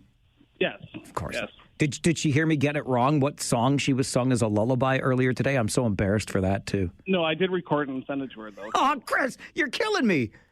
What are you doing to me here? Yeah. I've lost all credibility. She's standing here hanging drywall with her father as we speak, actually. That's absolutely amazing. Yeah. Well, that's very cool. I'm glad. Well, listen, great note from Kitchener. Some famous babies, now famous women. You have a famous wife. Do you eat free in this town every night? Sorry? Do you get to go to restaurants and eat for free every night in this town now? No, unfortunately not. Well, Chris, I appreciate that, and we will continue to celebrate their success. Thanks for this. Take care. All right, you too. Look at that. Kyle's bringing some new stuff to the show. I can't believe I'd forgotten that, if I ever knew that. And still living right here in the... Why would you leave? That's the question anyway, right? No matter how famous you became when Tom Selleck, Steve Guttenberg, and Ted Danson held you as a baby, right? And there they go. They're still living here, and Chris calls in to let us know. Jean, rant or rave, good afternoon. Hi, this is a rave. Okay. I had the pleasure of going to the Boathouse restaurant last week, and it's wonderful. The food is great. The ambiance is terrific. The staff is great. It was such a pleasant lunch. I am so glad you enjoyed it, Jean. Have you been? I have. Isn't it fabulous?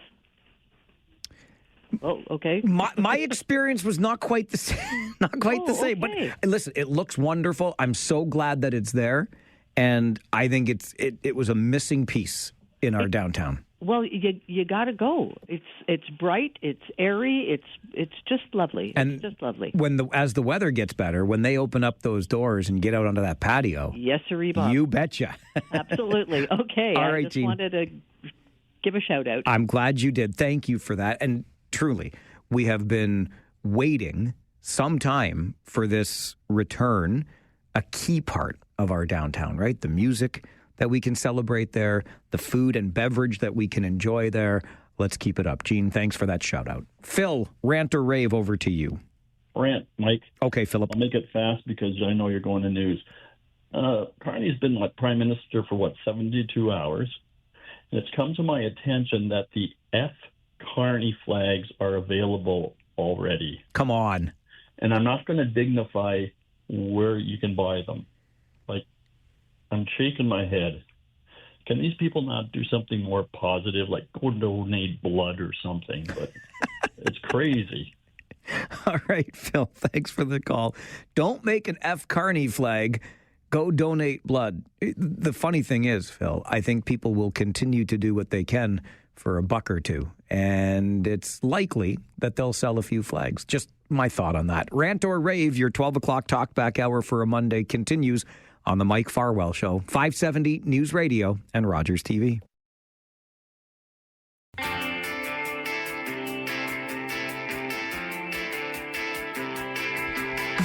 Mondays on the Talkback Hour are reserved for your rants and or raves. Rant because you're upset about something. Rave because you're feeling good on a sunny, above zero Monday afternoon. Back to the phones. Jason, good afternoon. Mikey, good afternoon. What's up, Jay? Hey, I want to give a rave, and I normally don't give a rave to this company, but to the Loblaws company. When I was there yesterday at I was going to say Fortino's, but at theirs, the Made in Canada, they have signs that show what products are affected by tariffs, and I think that's a great thing. I think it's helpful to the consumer to purchase Made in Canada or Canadian made or a Canadian-owned company. So I'm going to give them kudos, some credit to the Loblaws company, despite some of my other feelings towards the upper management. But additionally, Mike, I came on at the tail end of the conversation you had with the gentleman about the optometrist. If you can reach out to me somehow, I don't know if you have that person's contact information. There are mobile optometrists that go to long-term care facilities and check the residents' eyes. And so if you could somehow get him in touch with me, the person that called you, I can get that contact number and make that connection there if that's possible. That would be amazing, and I appreciate that, Jason. So, John, if you're still paying attention, let's make sure we can make that connection. Before I let you go, Jay, I know we cheer for, and I'm going to turn this into my own rant. I hope you'll feel similarly because we cheer for the same football team in the NFL. Yeah. We don't want anything to do with that Aaron Rodgers bum, do we? We do not. No. I honestly, I was saying this to a friend last week. I have no idea what direction they're going. Trading for DK and keeping what's his face, Mason Rudolph. Well, yeah, bringing him back, but just I have no idea what they let Najee go. I'm just not sure what the heck is going on in that organization. I thought you were going to bring up the Leafs because I don't know what's going on in that organization either. But yeah, they're both stumping me very big time. Hey, okay, one more thing. You're on Kitchener Council. I know the mayor has his media conference this afternoon. Are you taking away the American flags? Not that it's funny. I had a conversation with the mayor this morning about that. Not that I'm aware of. Okay. But you may hear more at the news conference. I'm actually just turning into City Hall right now. Okay, you do your job. I'll keep doing mine. But thanks for the call, Jay. Thanks, Mike. Take care. Jason Deneau, Ward 3 councillor, just in Kitchener, Ward 3 councillor in Kitchener. I just was going to point out and emphasize, I knew Jason way before he got on Kitchener Council. We bonded, weirdly, well, not weirdly, if you know me a little bit, we bonded over craft beer and Pittsburgh Steelers football. But we both frequented the same place where really good craft beer was being served many, many years ago. And now look at them. So, to go back to Jason's main point, though, John, who called earlier and expressed his ongoing frustration with the inability to get his wife an at-home, in-home eye appointment because she needs her prescription upgraded.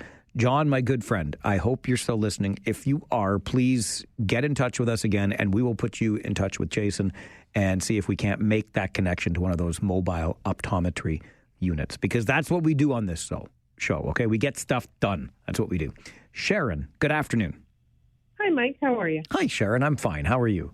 I am well, thank you. Good. I don't like the word rant, but I guess it's not a rage, so I'll rant. Well, you could call it whatever you like. It's up to you. Well, I like to help people. And quite honestly, I just went through an exercise of checking my insurance, both my home and my car. And I called several companies, and I found it the most frustrating exercise out there. I had some quotes come in. It is so difficult to compare quotes. Every insurance company calls something else, and you have to ask them questions, and that's verbal, so you don't really know if that's true when you look at the policy. I think they should come up with some sort of a form that every insurance company should be using so that a consumer can logically sit down and compare apples to apples. I think it's an excellent point, Sharon. I really do. So where would one start to try and make that happen? You know, I'm thinking, as you were talking about insurance and the frustrations, wasn't it Dalton McGuinty who was still the premier when he said he was going to lower our auto insurance rates? So that just makes me think maybe your MPP would be a starting point, because there might be some provincial body that oversees insurers in Ontario. Okay. Might be a starting point. I will follow through with that. Okay. Yeah. I think it's very frustrating, and I think it's a consumer issue. Absolutely. And there is a Minister of Consumer Affairs. So I would think that we might be on the right track here, Sharon. Thank you so much. Thanks for the call. Really appreciate it. Take care. You too. Bye-bye. That's not the first time. Just last week, we got a call from Hamed, too, who was quite concerned and or confused around his insurance policy and the fact that he has the insurance so that if something goes wrong, he can make a claim against that insurance. And then, of course, the insurance just goes up, which we know. It's kind of like death and taxes, right? And I'm always cautious about this because I know that we live in, as much as we're known as a tech town today, as much as we're known as a post-secondary town, we have long been, and by long I mean more than a century, we have been an insurance town. It's one of the backbones of our economy. It employs a lot of people. And I'm not here to rip on the industry as a whole, but consumers do get frustrated, and I think Sharon raises an excellent point in this. So maybe we can get some movement from the Ministry of Consumer Affairs here in the province to simplify and or unify the language being used by insurers so that we, the insured, can see apples to apples comparisons when we want to do some comparison shopping for our insurance. Doesn't seem like too much to ask. This is the Mike Farwell Show, 570 News Radio and Rogers TV.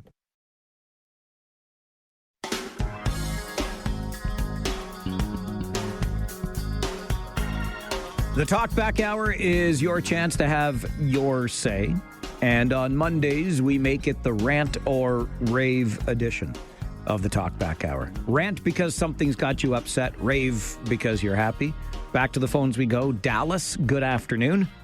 Yes, sir. How are you doing? Yes, sir. I'm well, and you? Not so bad. Good. I got 3 points to make. As far as taking down the American flags, I agree with it 100%. Do you? Why? Well, you know what? I'm a patriotic Canadian. And quite honestly, I don't have a whole lot of American friends. Actually, I have no American friends.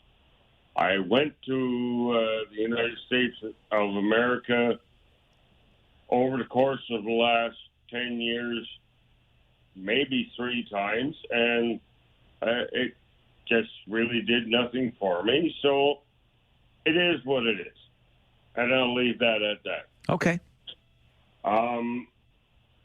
The other point I wanted to make was about I heard about the House of Friendship or whatever, the thing that's closing down out in Kitchener. The Working Center? And yes. Yes, they're closing down. Well, the region is closing down the King Street Shelter, which is the former Schwaben Club building, and the Working Center operates it. Yes. Exactly.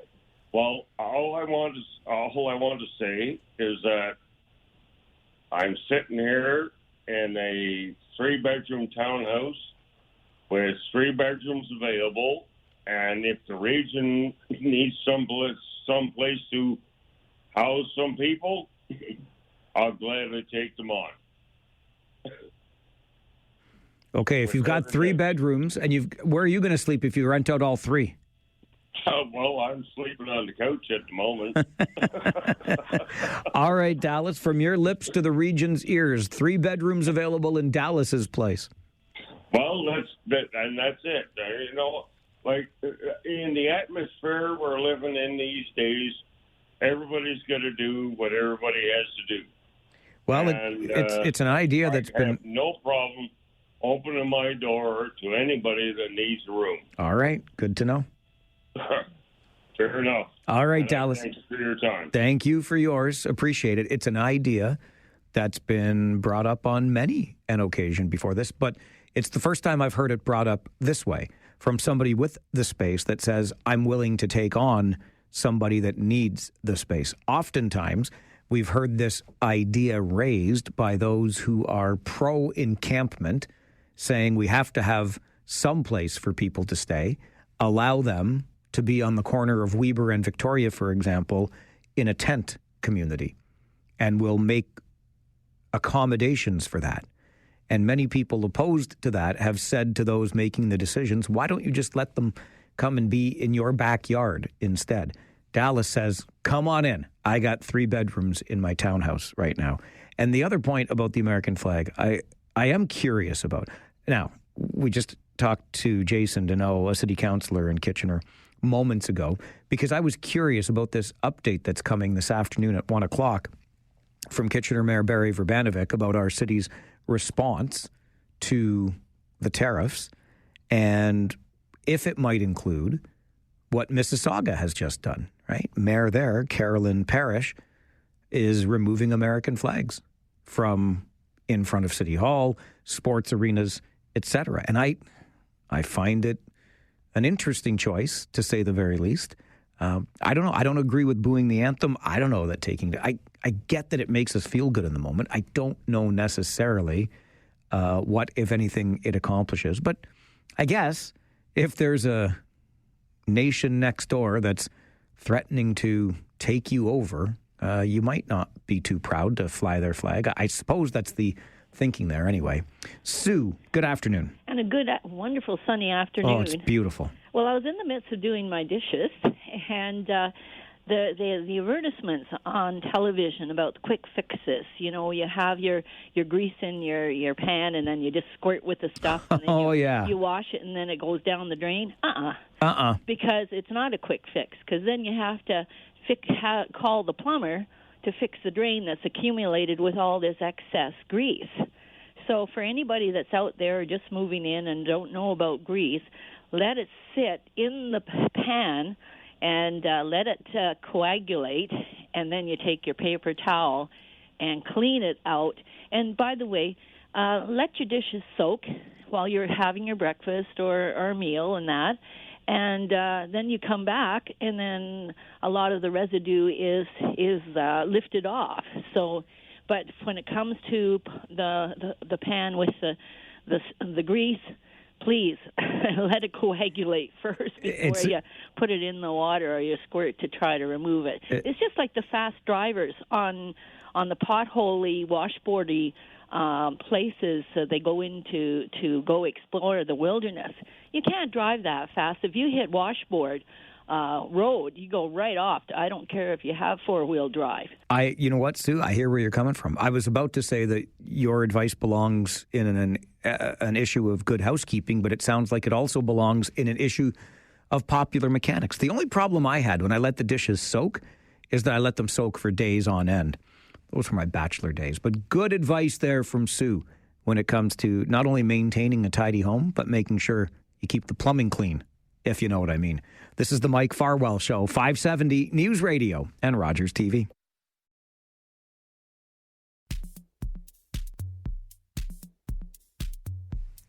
It's funny, during that last call we got from Sue, she was giving us some good advice on how to go about doing one's dishes, making sure the drains stay clean, soaking, etc. I like to keep a tidy workplace, and so during that commercial break, I was cleaning up some of my dishes, and I realized, we're out of dish soap. But that's okay, because I went to my locker here at the radio station, got my last bottle of dish soap out of it to put it in the kitchen. Somebody has to keep this radio station supplied with dish soap, and I decided that they pay me so much money, like so much money. I can't even keep track of all the money they pay me around here.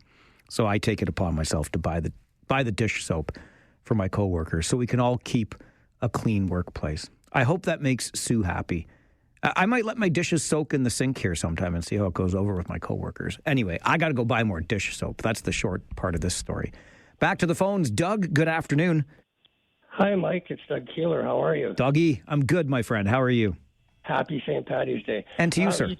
You tweaked my interest with Vegas. I remember Gerald Gallant took them to the Cup final with Marc-Andre Fleury in goal. Yes, sir. And Wilson and Ovechkin ran over the goalie 100 times, not even a penalty. And Dirty Washington won. Well, I think they won it their second year, Vegas. It was 2018, they went all the way to the final, and then 2023 they won. So ended their fifth year. 2023, okay. So anyway, Gerald Gallant got Coach of the Year, which he deserved. But you tweaked my interest with that information. I just thought I'd call in and have a chat with you. Thanks. And it was good to see you last week down at the showdown in the downtown with the Rangers. That was great. I've got a team I can support here rather than driving to Ottawa. I love it. Good to hear from you, Doug. Okay, take care. You as well, my friend. Doug Keeler played in the Ontario Hockey Association with Niagara Falls, where he won a Memorial Cup. And now, yes, a big supporter of our Kitchener Rangers. Love to see him around. If there's a hockey event going on, you tend to find Doug nearby it. So great to hear from him on the show today. Just as we wind things down for another day here on the show, as I mentioned moments ago, Kitchener Mayor Barry Verbanovic and members of council holding a media conference at City Hall to update us on the city's response to tariffs.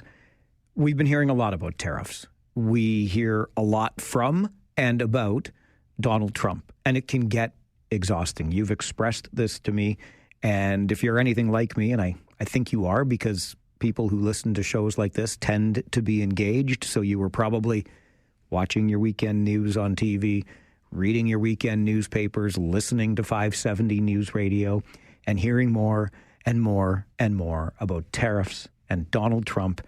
And it's just a lot, isn't it? So what we're going to do for you on this show tomorrow is we're having a full day, 4-hour palate cleanser. There will be no mention of Trump. There will be no mention of tariffs. And anybody that dares mention either of those things, Trump or tariffs, even if you're talking about a card game with Trump, you're getting banished from the show like somebody who mentions the team that shall not be named. So listen, we'll still talk. We'll get together. We'll have a few laughs and some conversation, but none of it will involve either tariffs or Trump. That's our promise to you for a Trump and tariff-free Tuesday coming up on the Mike Farwell Show, 570 News Radio and Rogers TV.